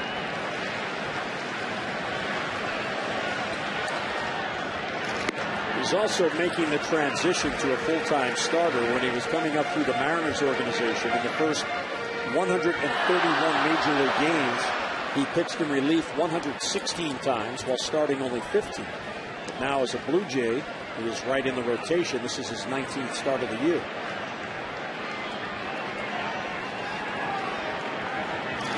2-1 is inside. Nice block by Molina. 3-1 account. Of course, the Blue Jays have just dominated the Orioles this year. Orioles are 0-7. 7-6 loss on April the 9th. That was the home opener. In the 6 games since, 2 runs or less in every one of those games. Yeah, coming in tonight, there was what, 7 runs in 6 games, the last six games. So, like we said, they hit pretty well and they pitched well so far. But you can turn that around with some clutch hits, and that's what Asturias did. 3-1 pitch, swung out and popped up down the left field line. Long run for Lewis. The shortstop Escobar over. Lewis gets there and has it for the out. Tatum bluffs coming home and draws a throw from Lewis. So Patterson is retired, 2 men down as Morrow gets a big out.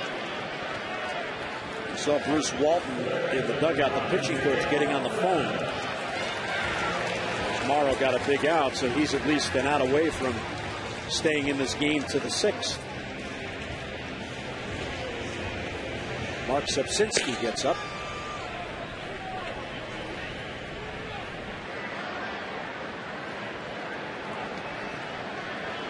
Here's Tejada. Miguel can certainly make it more difficult for the Jays if he can get a hit here. That's the one thing that surprises me, that the batting average at 236 with runners in scoring position is as low as it is. Fouls it back. Of course, we've seen that you can get that number up in a hurry if you just get hot. Well, Miggy is one of those kind of hitters where once he gets hot, he seems to go week to 10 days. He's got a 5-game hitting streak going now, 1 hit in each of the last 5 games. There's the 0-1 from Morrow. Line foul, so what would you call that? He's simmering. Exactly, and you know, it's the first time I ever saw that when I first came to the big leagues in 1965 when I was 19. Louis Aparicio was here. He had like a 24-game hitting streak, 21 games, and his average went down because he got 1 hit in every game. That's around 285, 290.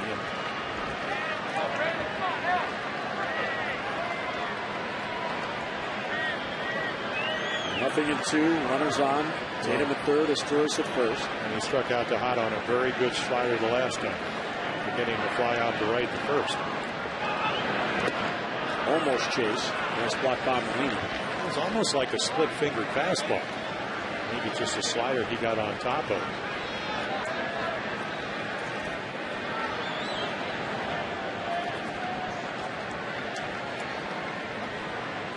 Well, the Orioles have the lead. And a 1-out base hit by Asturias.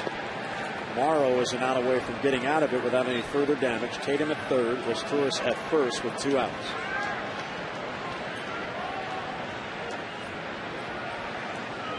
Morrow out of Santa Rosa, California. Yeah, 101 innings in the minor leagues total. And Tejada goes down on strikes. There's that slider again, so Miguel out, but the Orioles strike for a couple. Cesar Asturias with a bases loaded single, and the Orioles have the lead.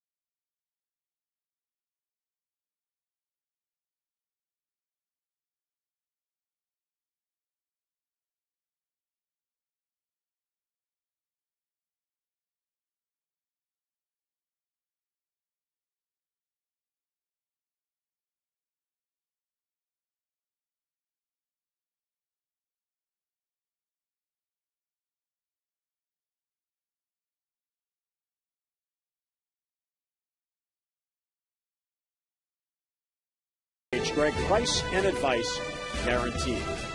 Now that is an interesting view from across the street. Now the bullpen picnic area. That is a popular spot here at Camden Yards. It's one of your usual haunts, isn't it, out there? Absolutely. Fans come by and say hi. Yeah, when you're doing the pregame and the postgame, what do you watch the game? And during the game, yeah, of course. Where? Usually right below here. Press box. Right. Where they have food and drink and popcorn. That's right. Popcorn's good here. Well, again, Fred Lewis with the only run, solo home run, first pitch of the game, dead center. See, the fans love to come out to the set. The problem is they all come out to see Denver. I mean, I'm just kind of there for the ride. Well, he is Rick Ness. It's the 2-1 pitch.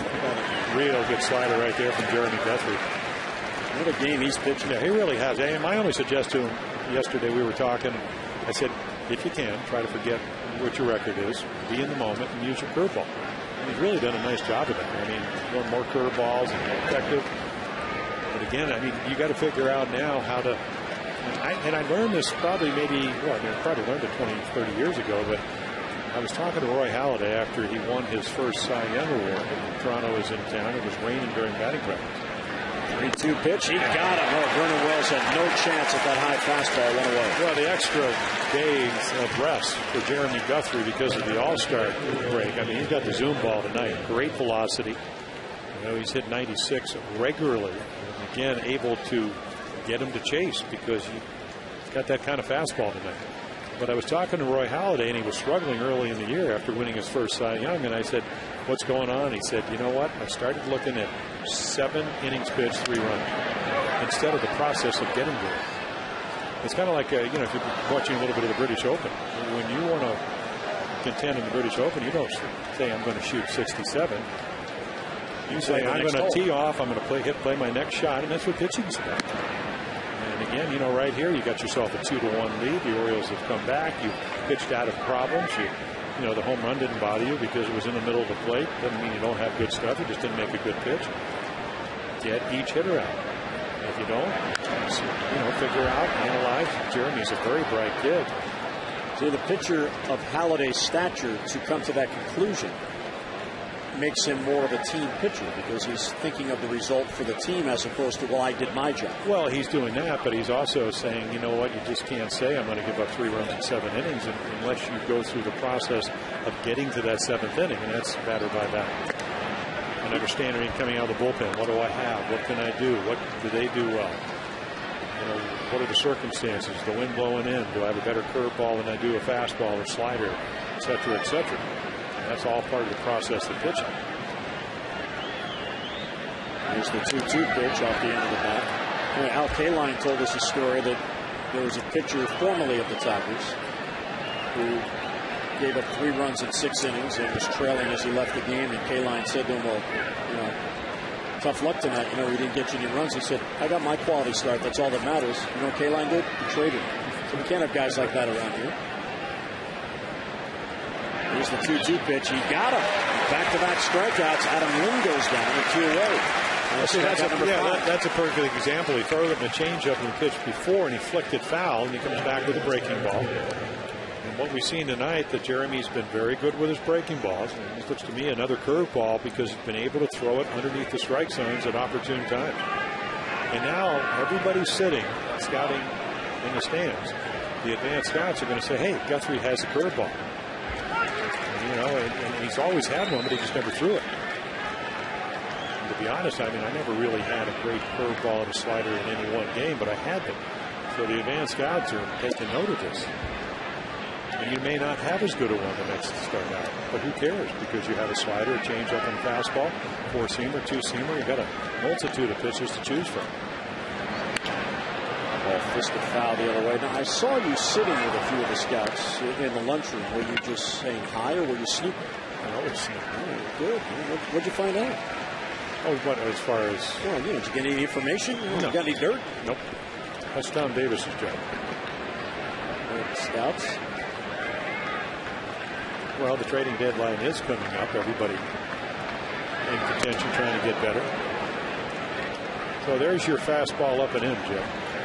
Let's see, to a guy that last night got 3 hits, what the sequence is right here. Down and away. Good hope. If it was down and in, but it was down. Again, what was one of the keys to the game? The PNC keys to the game on the down low. Down low. Throw it down. That's what Jeremy's game plan was. Primarily a high ball hitting team with power. Keep the ball in the park. Keep it down on the zone. Here's the 2-2. And it just got a piece.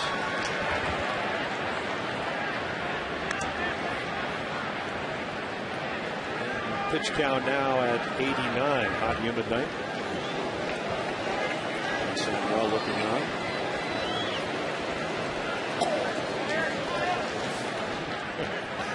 Oh boy, I can. Gee, just again. In and out of the glove of Tatum on that foul tip. Another good pitch because it was down. Aaron Hill can hit the ball up. We saw that last night. Because right now I'm thinking, where can I go and keep the ball in the ballpark? And again, that's down. It may be a fastball. Just throw it on the corner. 2-2. Breaking ball. High fly ball to left. PA near the line. And in foul territory, has it for the out. Guthrie wins the battle. 3 up, 3 down go the Jays. Mid-6, the Camden Yards 2-1 O's.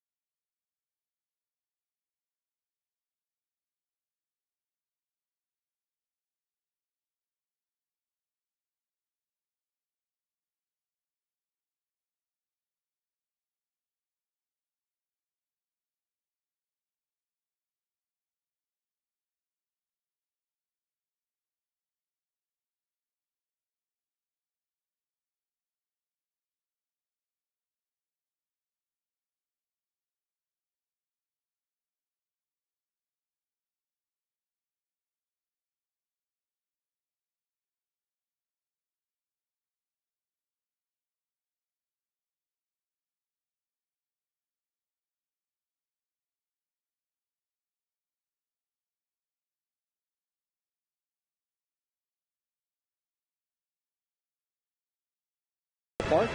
Now in from center field. 2-1 game. Good game. Both pitchers have had moments. Here's Nick Markakis, who doubled his last at bat. That extends the Orioles' streak of doubles in a game now to 11 consecutive games. Well, again, came in tied for the American League lead with 28, so that was a 29th, and almost got it out of here. Straightaway center field on the line. Takes it high, 1-0. Wigginton on deck, then Jones. Orioles now looking for insurance in this 2-1 game.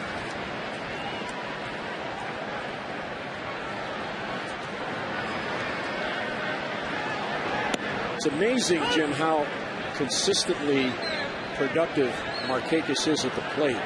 He took an 0 for last night. That snapped his hitting streak at 6 consecutive games. But you just knew he was going to get a hit tonight. He hasn't gone back-to-back games without a hit since the middle of June, and that's how long it's been. June 13th, he took an 0 for 4 against the Mets, and then June 14th, an 0 for 3 at San Francisco. Well, I think he's over a month ago. Yeah, well, physically, he can hit. I mean, he's got a great eye. He can really discern between a strike and a ball out of the hand of the pitcher. But the one thing that amazes me, the emotional part of what he's been able to do this year, because when a team is struggling for runs, and the Orioles are averaging a little over 3.6 runs a game, he really hasn't changed his spots. He's taken what they've given him. That's why he's hit for a high average. He's driven in runs. He shows up every day with the gold glove and plays right field. I'd like to have him steal a few more bases. He talks about it, as would Adam Jones, because I think it would help the offense. But day in and day out, you could just count on him. He reminds me, he's the Orioles version of what George Brett was to Kansas City. You throw him away, he hits the ball that way. He'll learn to hit maybe more home runs right there, again, because he works with Terry Crowley. They work on, letting the ball travel. He lays off a pretty good breaking ball there. A lot of hitters that would swing through that. So now all of a sudden, if you're Brandon Morrow, you don't want to walk him. You're not leading off an inning, trailing by a run. And he fouls off a good pitch on the outer part of the plate. So he's probably going to get a fastball to hit here. And again, part of getting to 3-2 is that, you show you're not going to swing at balls out of the strike zone. If I'm a young hitter and I'm coming up through the Orioles, if I'm Adam Jones, I just look at Nick Markakis and I'm saying, well, what makes him so good? He makes you throw the ball over the plate. Pitchers don't want to do that. Another 3-2 to Markakis is called. Strike 3 at the knees. And it looks like he's looking for breaking ball right there. It's unbelievable. A lot of times good hitters will sit. This ball really is pretty much almost down the outside middle of the plate. He's probably looking for something else. Number 7 for Brandon Morrow. Second time he's gotten Markakis. Here's Ty Wigginton. He's 0 for 2 with a couple of strikeouts.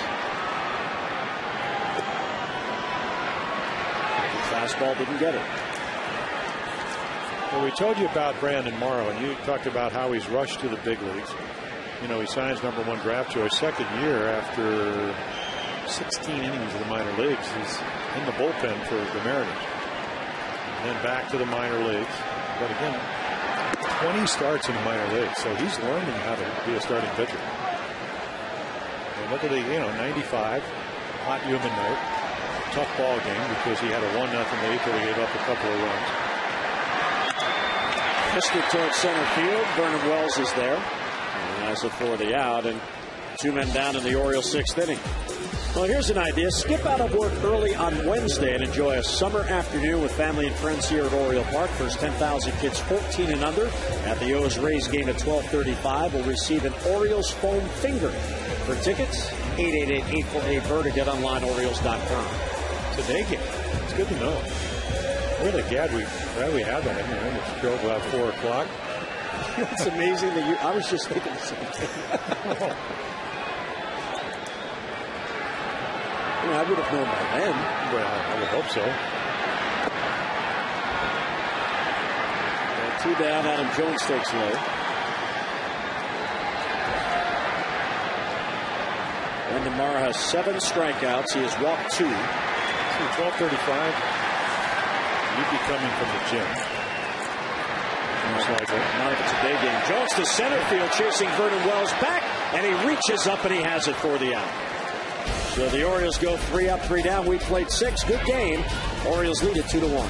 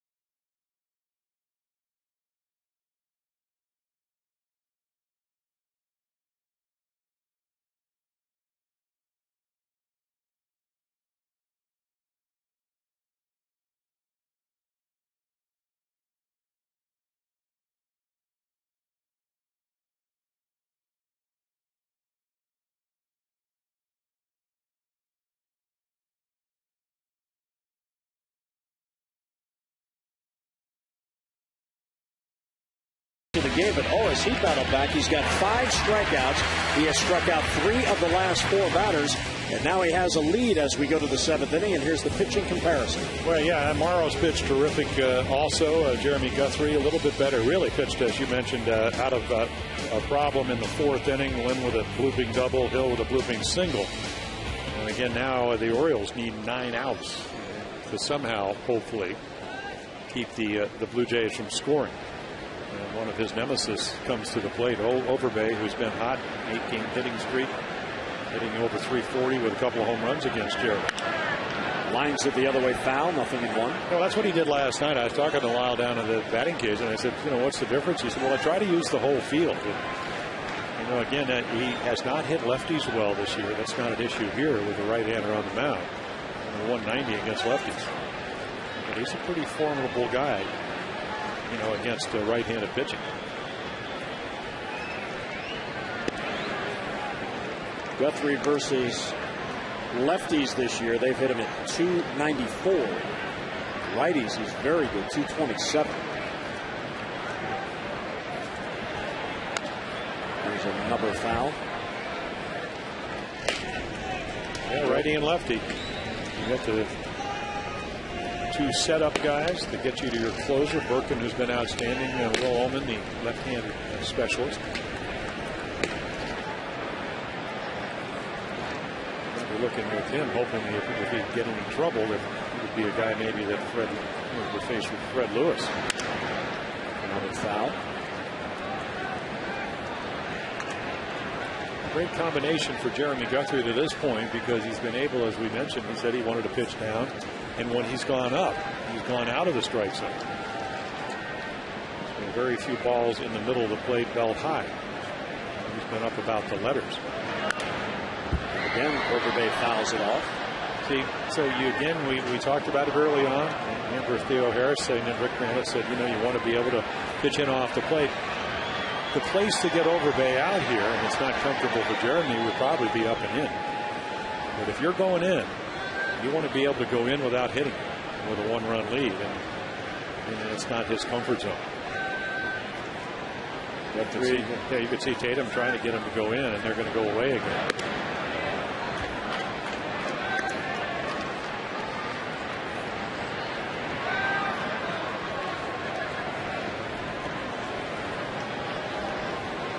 Two and 2 the count. And he got him. So there's another strikeout, number 6, and then away. Yeah, a little backdoor breaking ball. I mean, it wasn't the curveball, it was a slider. You started off the outside corner and hope that it comes back and catches. So look at the glove by Craig Tatum. The one thing, he sets up nicely, gives you a nice target, and then you execute the pitch exactly the way you intended to. And that's pretty much what tonight's been for Jeremy Guthrie. Fouled off the bat of Edwin Encarnacion. Guthrie has 4 strikeouts of the last 5 batters and 6 in the game. And it's really not that he's trying to do it, because he's done a lot of it with some curveballs and breaking balls. That's going to fall for a base hit left field. PA will play it in. Well, as the Orioles play here tonight, there are several injured Orioles on the verge of returning to the active team. We already talked about Brian Roberts. Well, Michael Gonzalez is continuing his rehab. And so far this season, 0-2 with the 2 blown saves.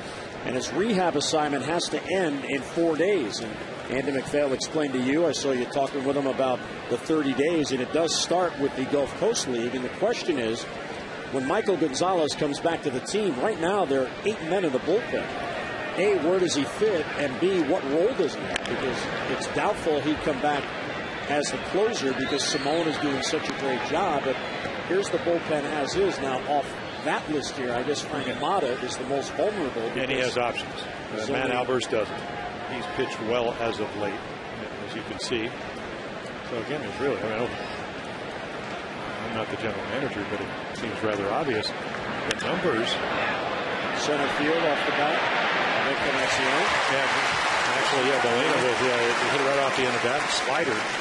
But Andy McPhail was talking about the fact the numbers do not look good for Mike Gonzalez, because Gulf Coast, Ironbird, Bowie, AAA. He was 1-1 with a 5.06 last night. He gave up 3 hits, 2 earned runs in 2/3 of an inning. But Dave Engel, who saw him pitch, said 94, pretty good breaking ball. The results weren't what you want, but the results were certainly what Juan Samuel wanted tonight from Jeremy Guthrie. Plus, the other question is, as Juan Samuel comes out to remove Guthrie, is how much longer will the Orioles go with a 3-man bench and keep that 8 pitcher out there? So, great night for Guthrie.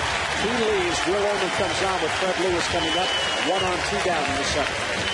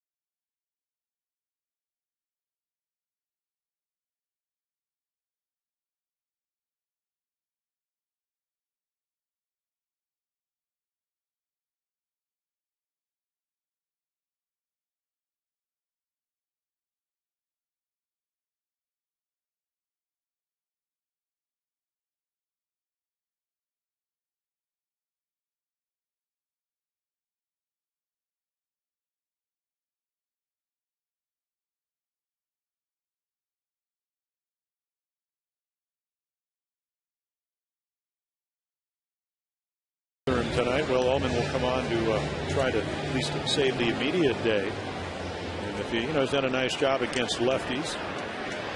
And of course, Fred Lewis has faced him 6 times. I mean, this is not maybe as much for Juan Samuel as how Ullman's been, because he's 2 for 6. Pretty good number, but we're hoping that Will keep the ball in the ballpark and get Lewis out. He's swinging the bat pretty well. A home run and then a hot shot after getting Lewis last night. And bottom drops out on that slider. So Guthrie with those 6 Ks ties his season high in his very first start of the year, April the 7th in Tampa. He struck out 6 Rays, so he strikes out 6 Blue Jays here tonight. Now hopes Ullman can get Lewis a tying run on at first base and 2 down. Swept foul and no balls and 2 strikes. We'll take a look at what's going on. Again, we told you the bullpen innings are second. Starters innings are 13th out of 14 teams. That's not what you want. And the highest earned run average, even though the quality starts are up from last season. So there's kind of some good news in there. But you'd like to hope that as you get more experience, you're able to pitch like Jeremy did tonight, 6 2/3 innings, 6 1/3. And you can sequence your way through the bullpen. Just did get a piece. That was a late swing. Well, it was, because if you're Fred Lewis, we've seen, we saw it last night. He led off the game with a double against Brad Bergeson on a fastball, 3-2. He had a changeup into right field. He had a home run tonight on the first fastball. It looks like he's a pretty good fastball hitter. Screened one down at Wigginton, made a great play in defense of Jeremy Guthrie. So he was looking for a breaking ball and trying to just defend the fastball. 2 is low. For the Jays, as the appeal denied by Mike Demura at third base, as Fred Lewis showed, here's how they score their runs. Off home run, 50.7% of their runs off the long balls. There's the highest in quite some time. There's some big-time home run teams listed there. Well, that's what Cito, we talked about it last night. He said that they asked him in spring training. He said, I got a bunch of guys that can hit home runs. And he got him. So Ullman comes on and strikes out Lewis. That ends the threat. Base hit, a man left. 7th inning stretch of Camden Yards, 2-1 0.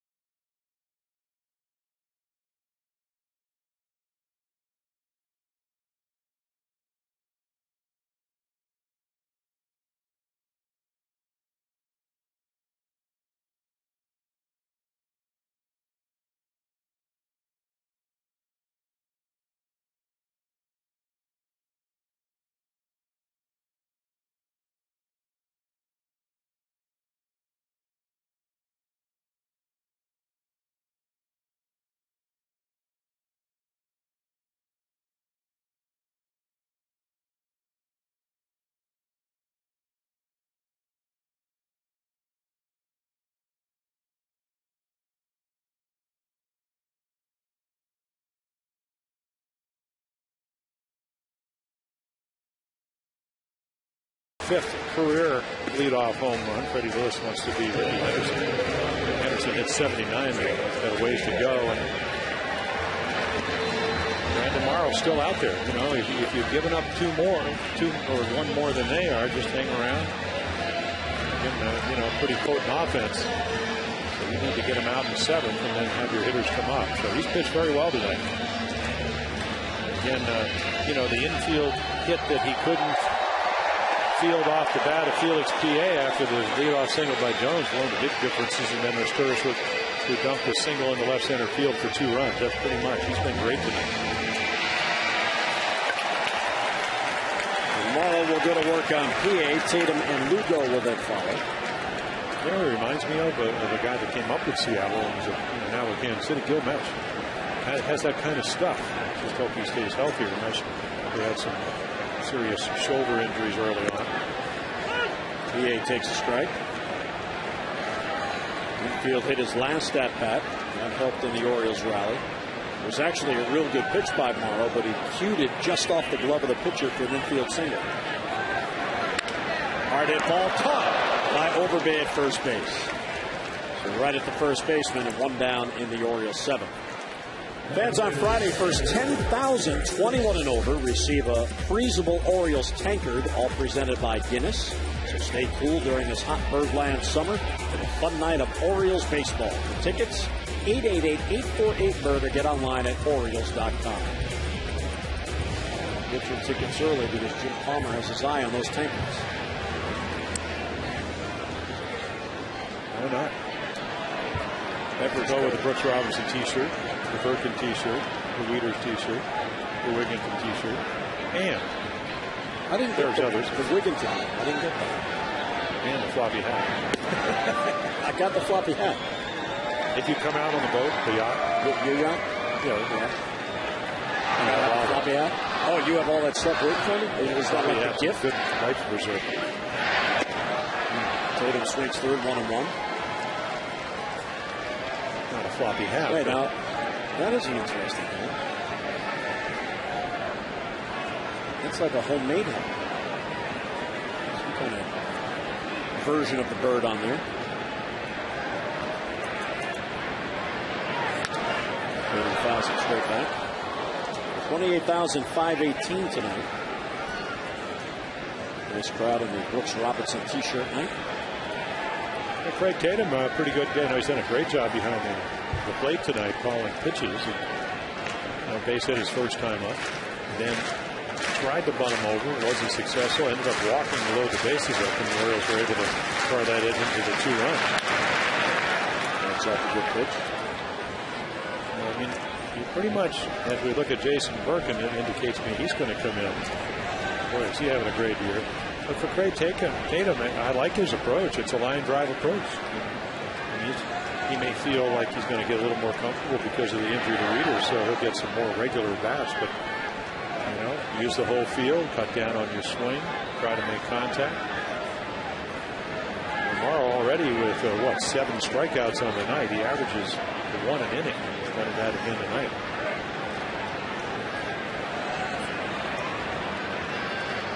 One out, none on, 1 and 2 on Tatum. And there's a hit and a walk tonight. Another conference on the mound.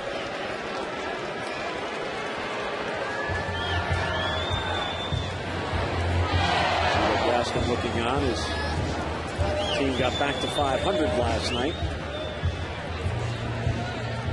Orioles trying to even up this series and set up a rubber game tomorrow.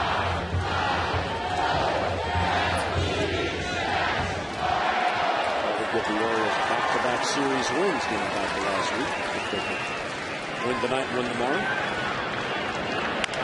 There's a bouncer towards third, and Encarnacion plays the hop. Inspects the baseball and fires across. 2 down in the Orioles 7th. It almost looked like he was wondering if he was still in his hand. It slithered out of there. There you go. Beautiful shot of the moon. It's a clear night. It's a half a Bella. Bella Lune. Moonstruck. It's my favorite movie. It's in my top 10. That's my. I like it when Cher makes what Danny Ayala get down on one knee. Ask her to marry. That's why I love the kitchen table. 28 years ago. Yeah, that's right. It started down on a knee.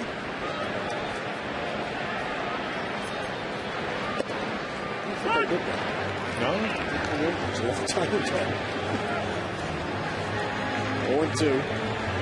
No, but I meant in the movie, they were always in the kitchen. I learned that from my grandpa.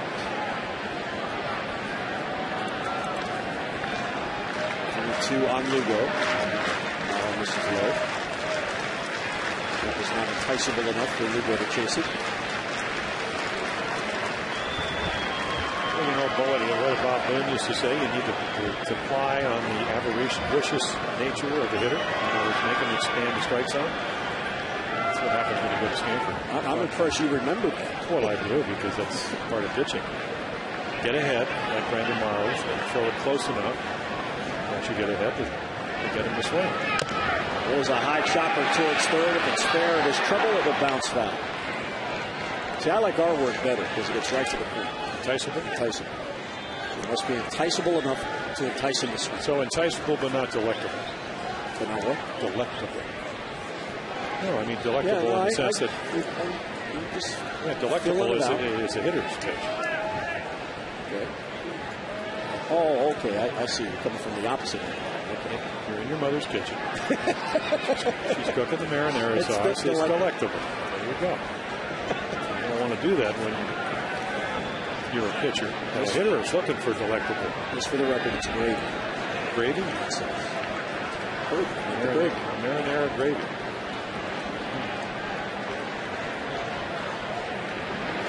And Lugo down on strike, so there's number 8 for Brandon Morrow, and the Orioles go 3 up, 3 down.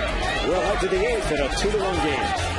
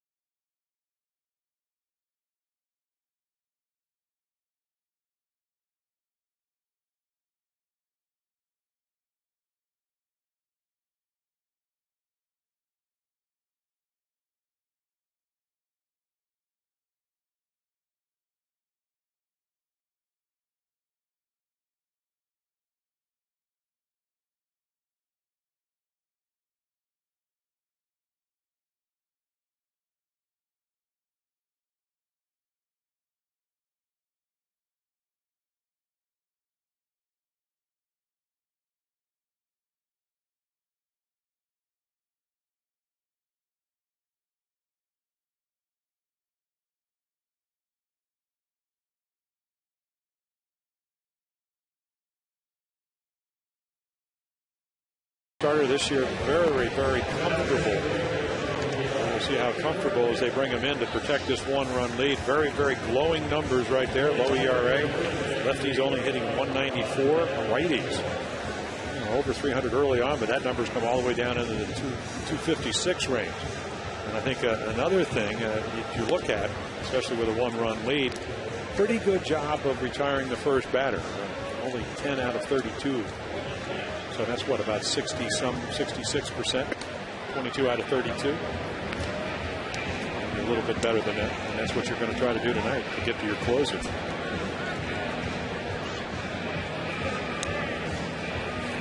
So Birkin will go to work on 2, 3, and 4, 3 straight right-handed batters. They're going to play the line that Miguel Tejada just looked into the bench.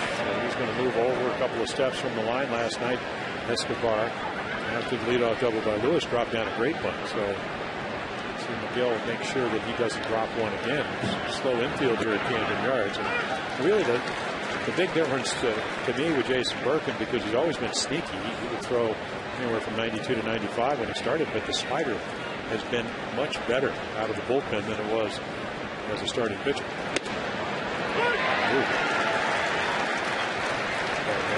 Might have been a little off the corner, but nice to get. Because now you're, young hitter at the plate. And Escobar, you don't have to throw him a strike 0-2. When you have a year like he's having, and I realize it's only a second year and it's a new role, do relief pitchers in this role get reputations as being strike throwers and as a result maybe get their share of those borderline pitches? Or is he not far enough along in that? Well, I just think Reynolds has done a pretty good job tonight. That ball line to left field and not a fall for a base hit. PA plays it on a hop, so Escobar is on with the leadoff single. Tying run is on in the 8th.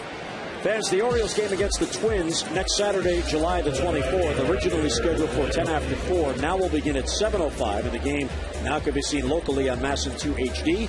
Against the Oriole Park will open at 5 o'clock for the season plan holders, then 5:30 for the general public. For tickets and more details, 888-848-BIRD or Orioles.com. And this is the danger part of this Blue Jays lineup now. Here's Jose Bautista. Yeah, Escobar, a nice swing on that slider that was in the middle of the plate, but down.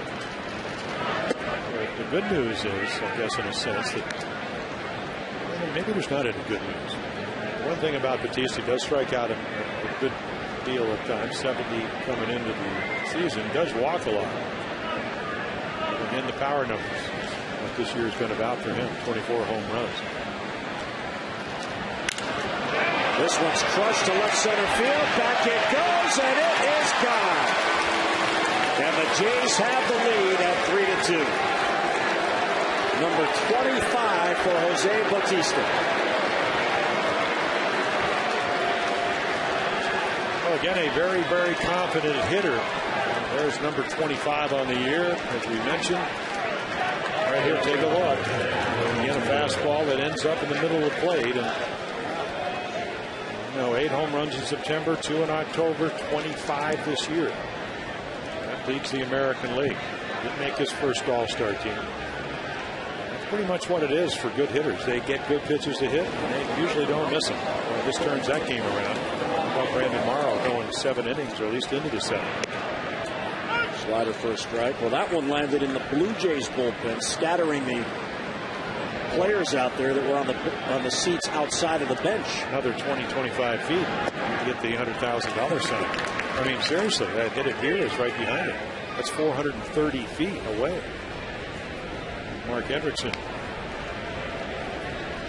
getting loose. 0-2 pitch comes back to get him. And there's the first out of the inning. Well, Jason Birkin, after last year where he, his first year in the big leagues, he learned that you make good pitches. When you have good stuff, you're going to get outs. And there's a perfect slider. Couldn't do that to Escobar, and then left the fastball in the middle of the plate to Jose Bautista. And this is part of the process, because that Jason was a very competitive guy. I mean, he was not happy with what went on. They would bring you in to protect a 1-run lead. You're not able to do it, but you got to get through the inning. It's the same way when you used to start, pitch complete games. You give up a run in late innings. Still got to get him out. Harded ball, but a big hop to Cesar Esturas. He'll get it to first. That retires Lind and 2 men down in the Toronto 8th.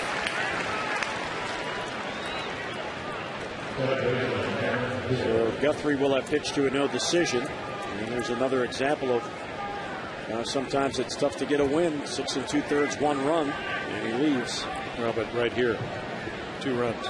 2 and 46 when they score less than 3 runs or less. And that can change. You still got some work to do with your bats. It's just hard to do it because you know that very rarely is your pitcher going to pitch a complete game. I mean, there's some exceptions. So it's a matter of really playing well in concert. Bullpen has to come in. Simone comes in and probably getting loose just in case.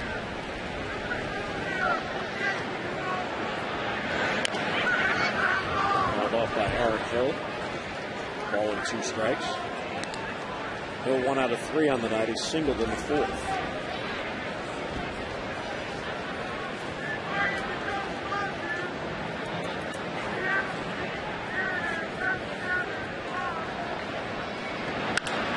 High fly ball to center field. Adam Jones has a play.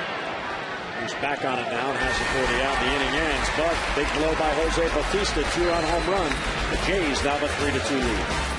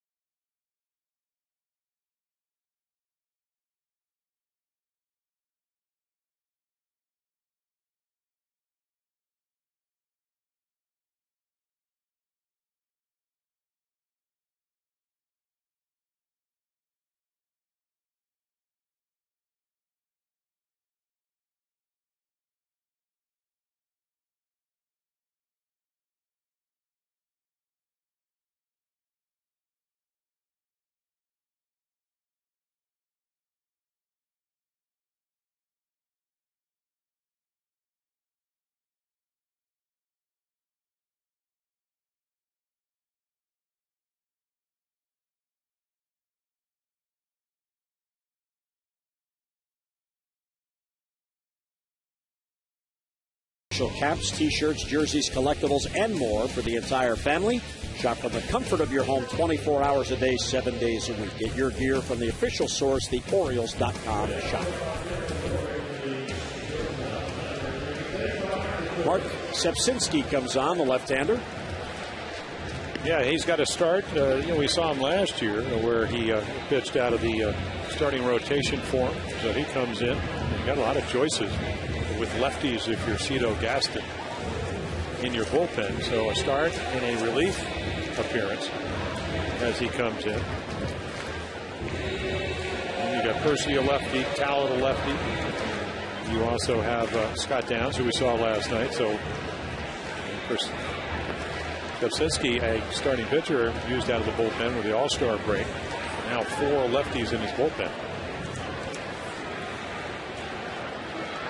Cesar Estouras will lead off. Birds down by a run now. And there's a strike.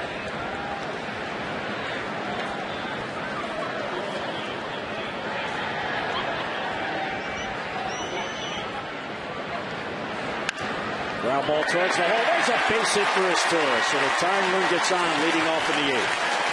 Estouras has a multi-hit game. Time now for you to text in your vote for the AT&T Player of the Game. Your choices are Jeremy Guthrie, 6 2/3 outstanding baseball. Jose Bautista, 2-run home run, which has given the Blue Jays the lead. Or Brandon Morrow, who gutted it out 7 innings, and right now the pitcher's record on the plus side. Text in your vote now and have your voice heard. ABRC to 51862. So we'll see what Juan Samuel does at home. Tying run on. Yeah, they have action in their bullpen again. So Kopsinski, who again is young, he will turn 25 in August. So they have other options out there, and Cito Gaston getting them ready. Now between Sepsinski and Encarnacion, their equipment manager is a busy guy. Downs and Frazier, because I don't think there's any more space on the back of their jerseys to fit their names. Looks like the guy that was leading the British Open going into today. Nobody knew how to pronounce his name. Corey bunts at it and fouled it off. Yeah. Pretty much goes around the entire number. You got to pump iron with a broader back. You got a name like that, you got to be strong. Well, Salto Lamaki. There's another guy. Jared Sullivan-Milwaukee. R-Z-E-P-C-Z-Y-N-S-K-I. R is silent. Yet it's there. Yes. 0-1. Corey punts at it again and fouls it off. So a guy who laid down one of the more beautiful drag bunts you're going to see in the fourth inning. There's now no balls and 2 strikes trying to sacrifice. He does have 5 on the year. Yep. Well, just trying to get it over, but how many were against left-handed pitchers? So again, another breaking ball. And I mean, you know, everybody says when they'd square around the bunt, throw a high fastball. I kind of go with Charlie Lau. When it relates to Charlie Lau said the breaking ball, former catcher, would be a great hitting instructor. He said the breaking ball is not what you anticipate. The ball curves more. And you have to follow it, as Corey wasn't able to do it. 0-2 pitch is fouled back. Now you're hoping right here that you get a little bit lucky. You know, Corey last night 0 for 4 off Ricky Romero, the lefty. His right-handed pitching better than left-handed. Now maybe, you know, you'd like to be able to get a base hit.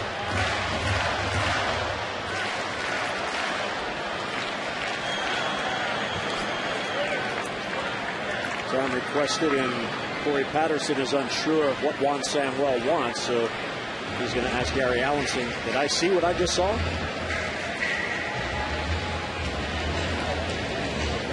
Is the bunt possibly on with 2 strikes?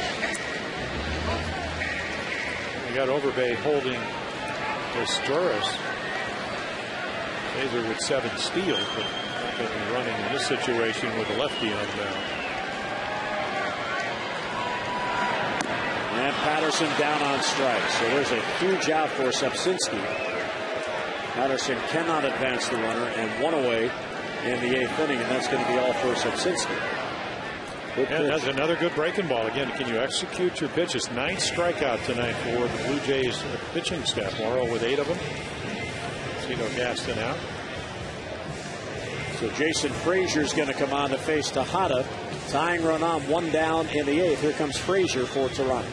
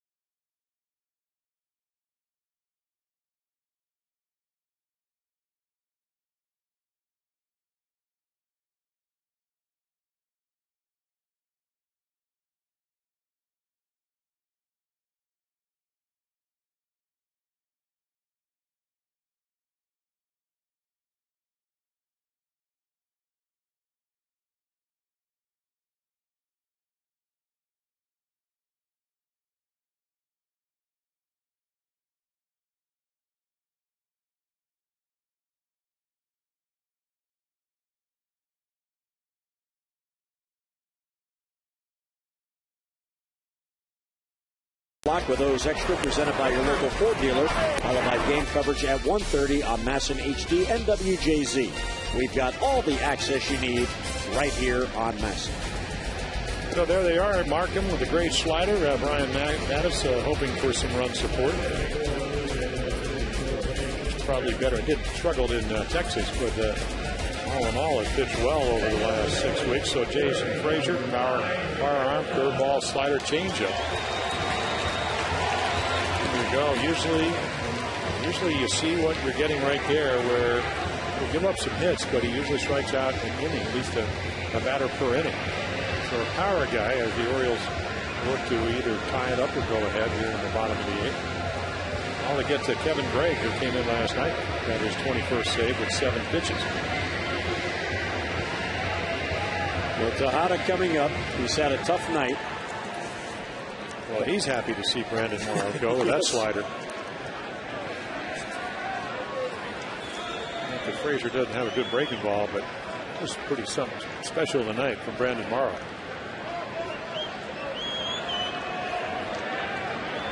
Here's his Torres at first base. He represents the tying run, 1 down. And the Orioles now getting to the heart of their lineup.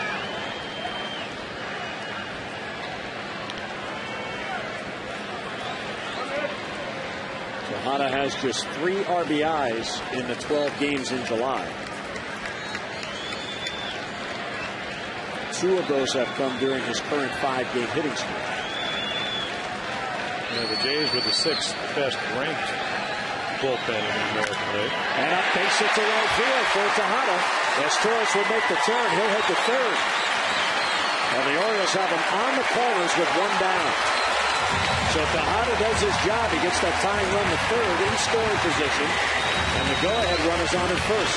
Well, usually when a ball's hit that sharply, you can't get the runner to third. But again, this is Batista playing deep. He's got to go to his left. You can see his Torres, who has very good speed, ducks it. And no hesitation at all. Batista will throw it offline. Nice play by Escobar to keep it from going down the left center field line. As Tito Gaston now, all of a sudden, is going to have to try to match up. So here comes Scott Downs, the lefty to face Markakis. 2 on, 1 down in the 8th.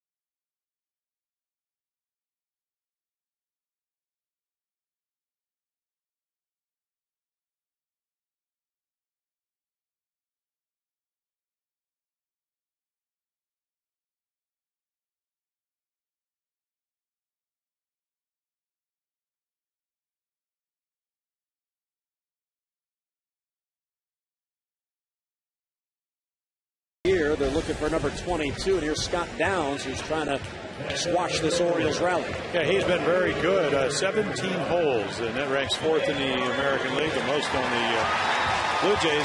12 scoreless appearances. Now, that doesn't mean he hadn't given up anybody else's runs, because over the course of this year, he's come in with 13 runners in scoring, or actually inherited runners, 7 have scored. So, pretty good matchup, because lefties, they are only 10 for 50. That's 200. And Markakis comes in as one of the better left-handed hitters against left-handed pitchers.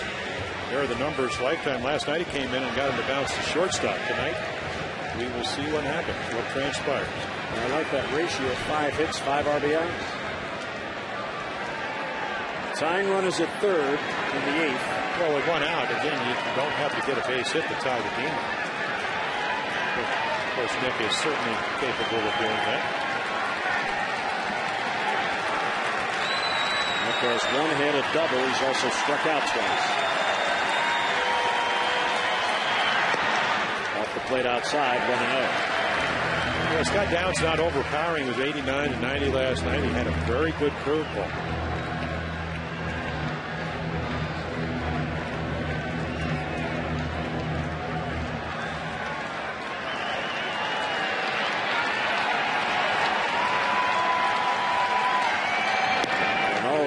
swag on the outside corner. Arcakis just got it through, and so did Jimmy Alex.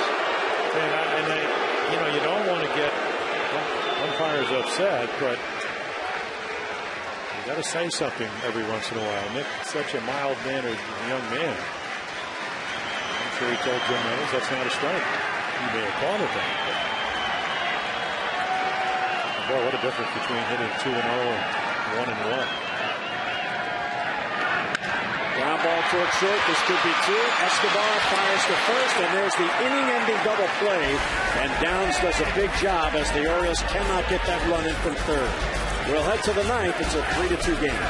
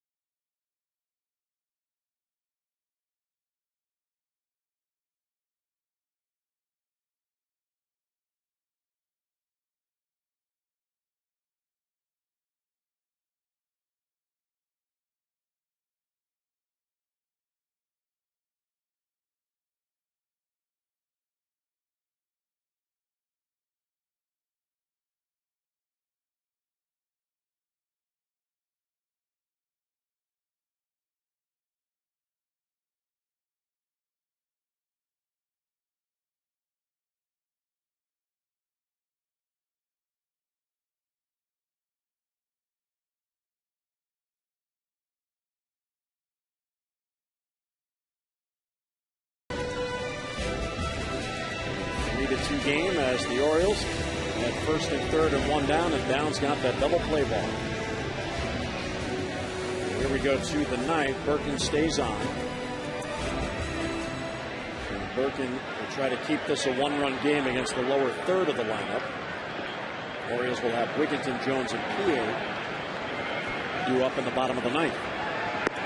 Yeah, Overbay's 8-game hitting streak on the line. Last night a double after Hill doubled to score one of the 4 runs. Now it's straight down at the plate. Tatum pounced on it, hoping it would go the other side of the line, but it went right between the feet of Overbay. We saw that in Texas off the bat of Miguel Tejada. Most umpires, when the ball's around the foot area, they usually call it foul, even if it ultimately isn't. Just really concerned whether it hit the foot or whatever.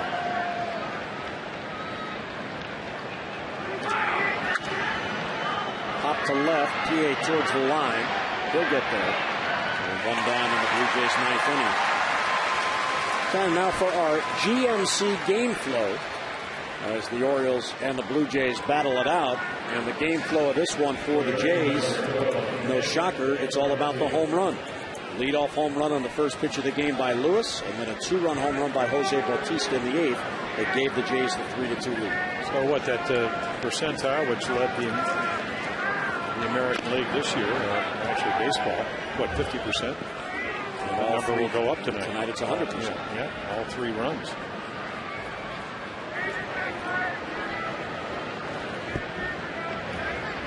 Encarnacion singled his last at bat. He's also grounded into a double play and grounded out. This way. That's 0-2.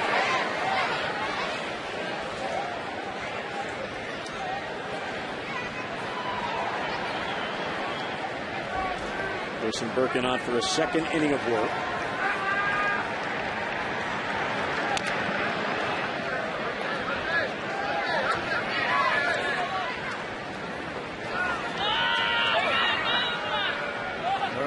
finishing so much different than starting. You come in and give up a couple of runs, as Jason did in the inning. And if you're starting, you're going to pitch 6 or 7. No big deal. Out of the bullpen with a 1-run lead, entirely different. And you don't have any room for error with 1-1 ball game.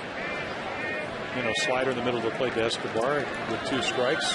Not a horrible pitch, but he was able to serve it in the left and left a fastball in the middle of the plate. So the guy leading the American League in home runs. And he got it. Fastball couldn't catch up to it. 2 men down. Well, great pitch. Free swinger.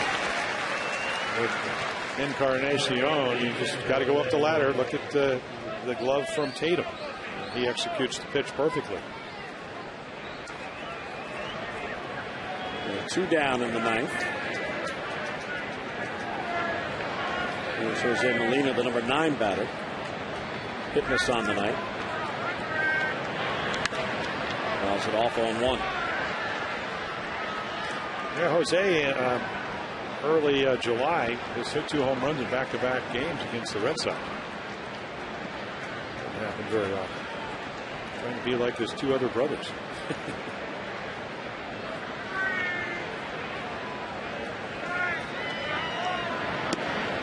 There's a good breaking ball on 2. And there is a closer, Kevin Gray.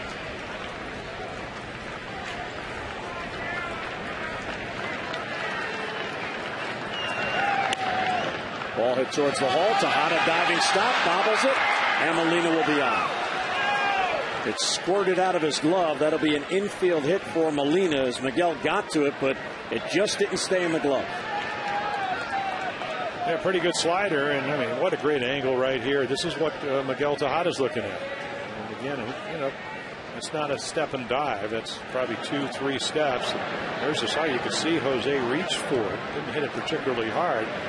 It's a play that he probably makes if he can keep it in the glove. Couldn't, and it's a base hit. Molina has an infield hit. So he can call Benji and say, I legged it out. I saw your triple. It's not exactly a triple. The amazing thing about that hitting for the cycle was that it was only, his 6th triple in 4,665 at bats. And the home run was a slam. Yeah, well, he said he was happier about that because it put the team ahead. And let's face it, the Rangers didn't require him to leg out triples. I still say that's the best highlight I've seen the whole season. And then, of course, Ron Washington looked at Michael Young and he said, where can he hit in this ball to get a triple when he came up for his last at bat? And Michael Young looked at him and he goes, nowhere. As it turned out, it went off the glove of Corey Patterson's brother and into right center field, and it made it into a stand-up triple. What a sliding triple. 1-2 is fouled off by Fred Lewis. Well, my rookie year, talking about catchers, Charlie Lau had a triple in Chicago, hot summer afternoon, and literally ran out of gas about maybe 5-6 steps from third base and almost crawled into third. Had to go pinch run. Really? Yeah. 2 outs. Hank Dyer didn't think he was going to make it home. He had 3 pitchers back then. Vic Brown and John Orsino, so plenty of backup. 0-2 pitches low. Appeal, and Mike DeMuro says he did not swing.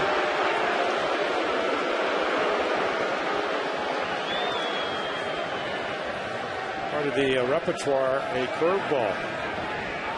Not even close to swinging. Nice block by Craig Tatum just in case. It's a big out right here. You want to maintain that 1-run deficit if you're the Orioles. 1-2 is a little bit low. 2-2.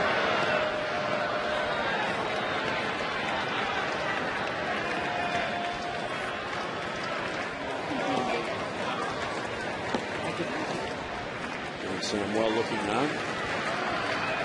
Orioles trail by a run here in the 9th inning.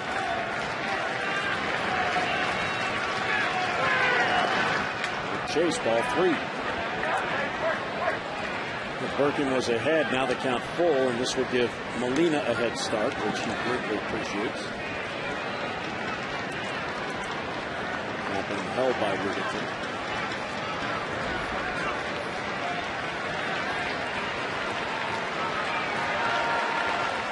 3-2 with 2 men down.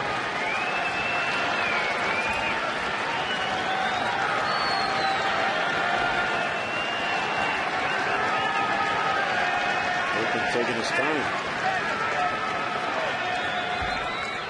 And Tatum out to talk about it. Well, I mean, this is a young pitcher, I think, aware. I mean, part of being a good bullpen pitcher is how do you want to pitch somebody if you do come in. And Jason Birkin, again, very bright. He studies the game, so he knows that Lewis has got a number on fastballs. So they want to get on the same page here.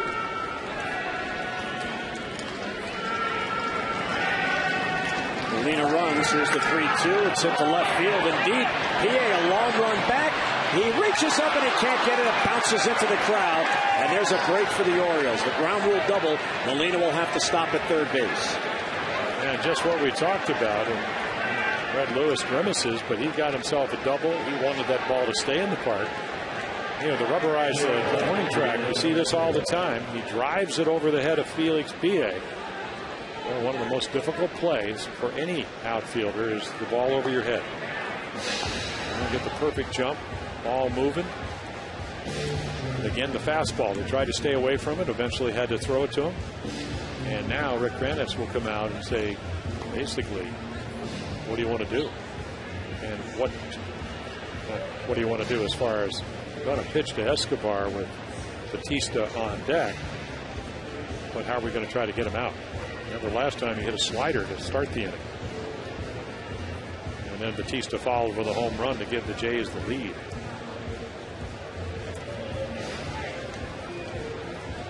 So Birkin will go to work here on Escobar to try to end it. You don't want the guy on deck coming up again if you can avoid it. There's Jose Molina. He's at third. Fred Lewis at second. Upset that he hit the ball as well as he did. Well, that's a good point, because if it hits the grass, it's not going into the stands, and they get themselves a run. 2 outs, as you mentioned. Molina running on the pitch. Would have easily scored. Oh, at the bat. That is a foul ball. Wow.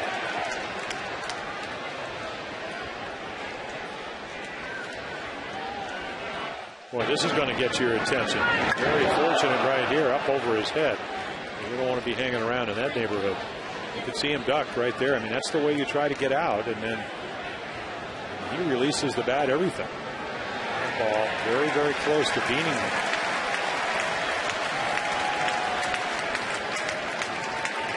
And boy, it does, you know, you want to pitch in, you want to make your pitches, but it kind of takes your breath away when you get that close. At least it did for me. And Escobar is trying to get his breath to get back in there. Yeah, I threw a ball up and into UL Washington once. And, you know, he used to have the toothpick. It came up and the toothpick was still in his mouth. And he went down just like Escobar did. But he didn't. Fly ball to right, Markakis over. He'll get there, has it for the out, so Birkin gets out of it. The Jays can't score. They strand 2. Bottom of the ninth coming up. O's need a run. Wigginton, Jones, and PA the batters for the Birds.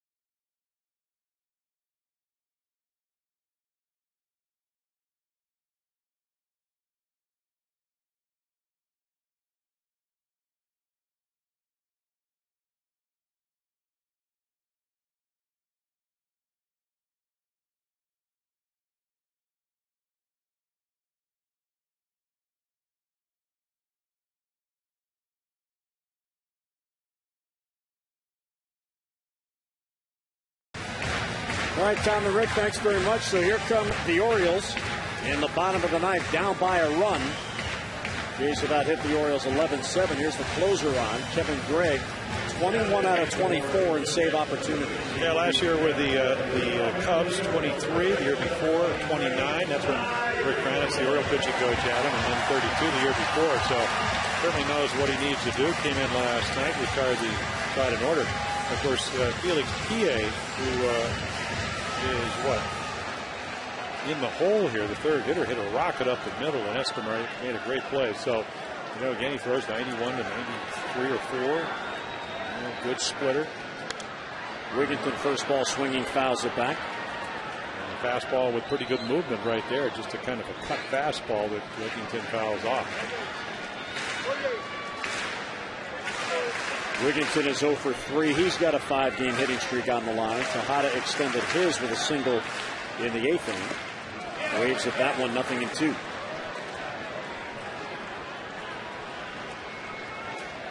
Yeah, I'm not sure. I think they called that a ball.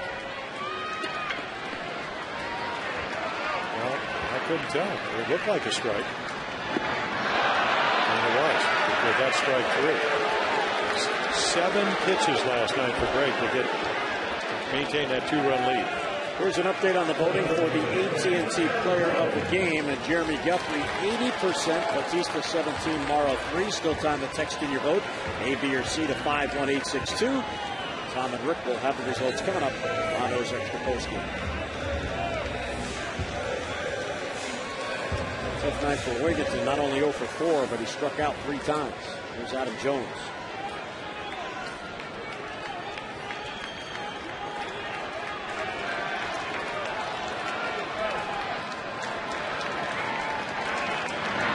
Jones bunts, gets a beauty if it stays fair, hugging the line, and it goes foul.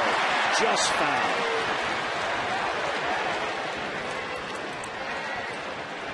Yeah, nice effort right here. We've seen Adam do this on occasion, and you know, well executed. It's just a matter of spin. And you can see right there, Carnacion saying, Edwin saying, let it go foul. Of course, Marina's been around the block a few times. He picks it up as soon as it does. He needed to have that stay on the grass. Once it hit that lip, it picked up the speed and rolled on the other side of the line. Solid effort there by Jones trying to get on. In case you're wondering, of course, the home run ties the game. Kevin Gregg has allowed only 3 all year. 35 and now 2. Yeah, you probably get mixed reviews on that because Adam is your leading home run guy.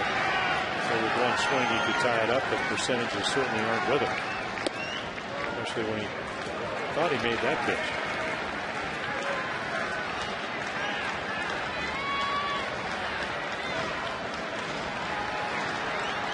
One out, none on.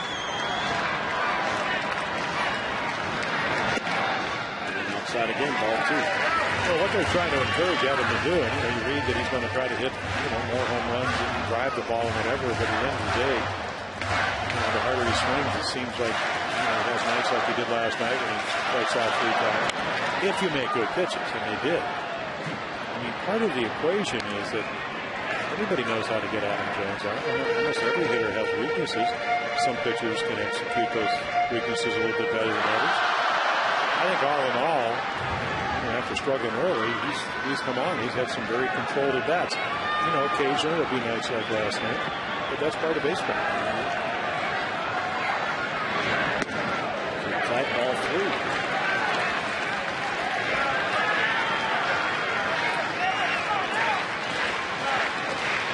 Tomorrow, trying to get Jones to prevent the winning run from coming to the plate.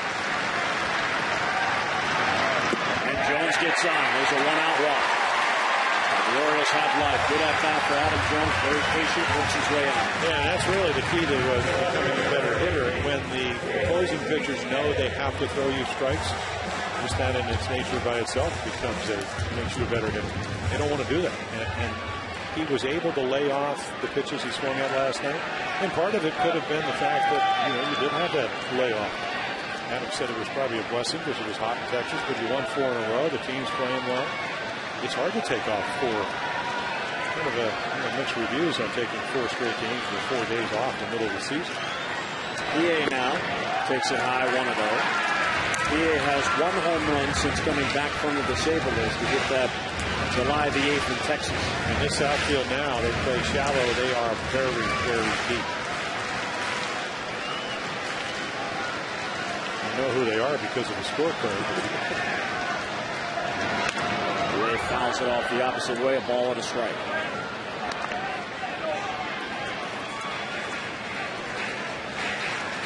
Scott Moore has come out on deck to pinch hit for Craig Tatum with a lefty home run threat up there against Kevin Gregg.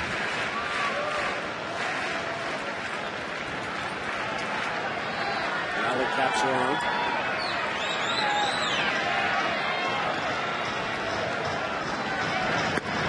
Outside, ball 2. Well, the one thing that Brooks Robinson on Brooks Robinson's t-shirt now, he could always do. It seemed like every time you needed a guy to get on, keep the rally going, he'd hit a single to center.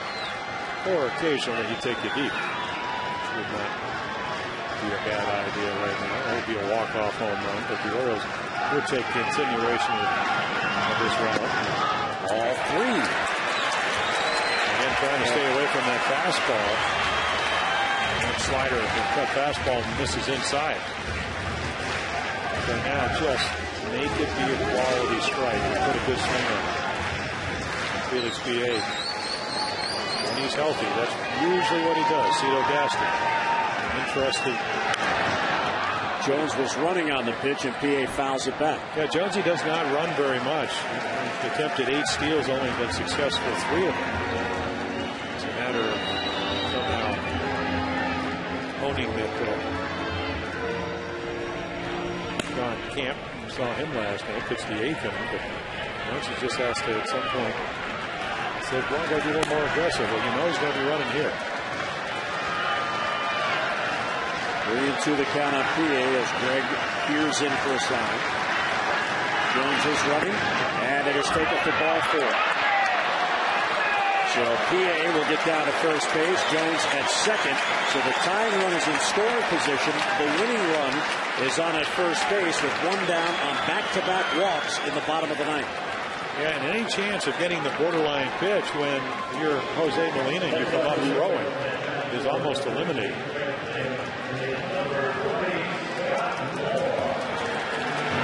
So protected with 7 pitches last night. A 2-run lead tonight already, 16 pitches.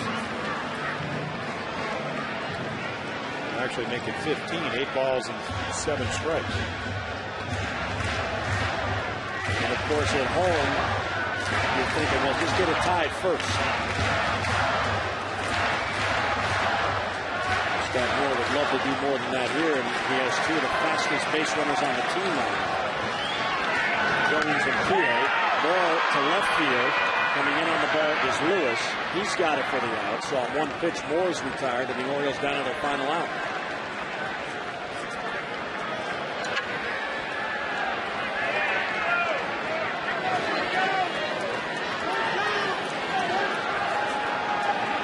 Again out for a chat with Gregg. Well, Jose, I mean, if you watch the previous at bats, and a little bouncer to second base, jam shot. Brandon Morrow was able to get a fastball in on his fist and then struck him out back-to-back times. But it seems over the course of this season, whether it was Washington, Matt Capps, the closer in, Julio hit a little flare into right field, tied that game up. The Orioles would eventually lose it on the walk-off home run by Josh Willingham. But he's gotten some big hits because he's one of those pesky guys that, he can strike out, but he usually puts the ball in play. See if he can do that here. Basic can get this one even. And there's a breaking ball for a strike.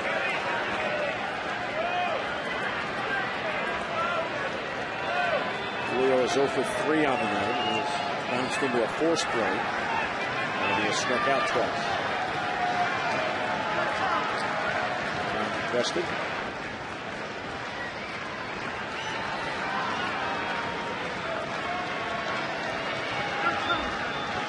Time requested.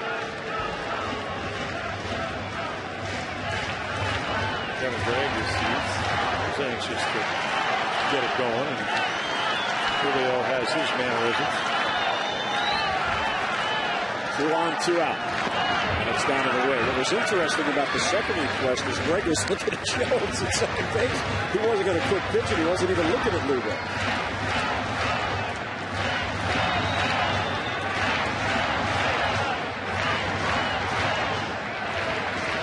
The runners, tying run Jones, winning run PA, but the Orioles down to the final out.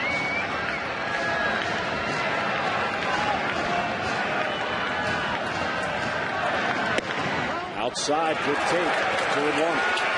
Another cut fastball, hard slider, whatever. A lot of movement, right to left, away from Lugo, and again, another good eye. What about Julio? 1 out of 3 when it comes to driving in runners in scoring position coming into this game at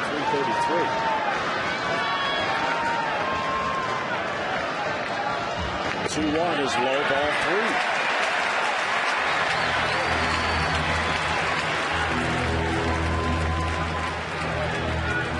3. If Lugo gets on, Escuras is on deck. He already has a 2-run single. You're bringing Jake Fox into the game anyway. Who hits? And it's outside, ball 4. The bases are loaded. And now the winning run is in scoring position at second base. And Cito Gaston is going to take his closer out of the game. He has already made the signal to the bullpen.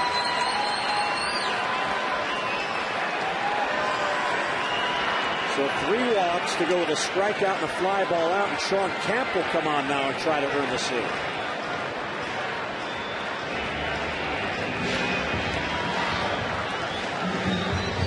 So Kevin Gregg leaves. Here comes Camp. Bases loaded, 2 outs in the bottom of the ninth.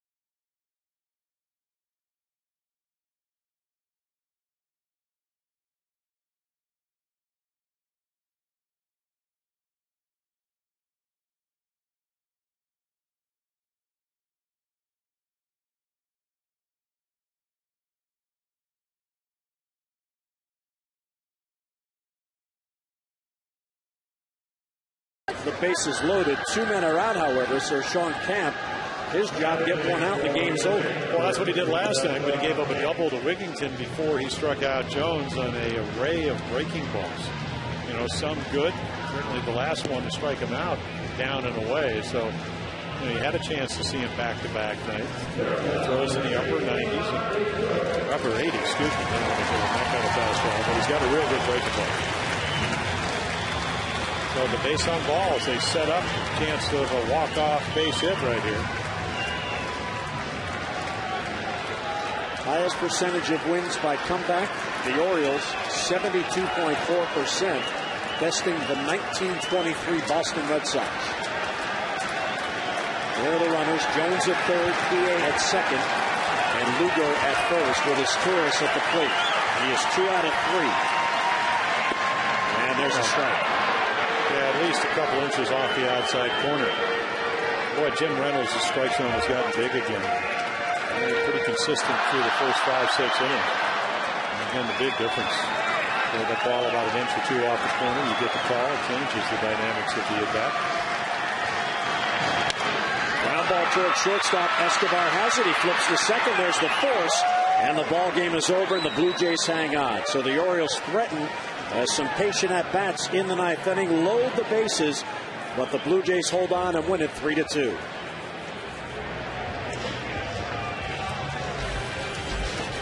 Well, we invite you to join us again tomorrow. More O's action, the finale against the Blue Jays. O's Extra presented by your local Ford dealer gets us started at 1 o'clock on MASN HD, and then game coverage at 1:30 on MASN HD and WJC. Now for Jim Palmer and Amber Theo Harris, Jim out there saying so long from Memorial Park. Final score, Blue Jays win it 3-2. Tonight's telecast has been a MASN presentation. Well, a tough, disappointing loss for the Orioles. Now to sum it up.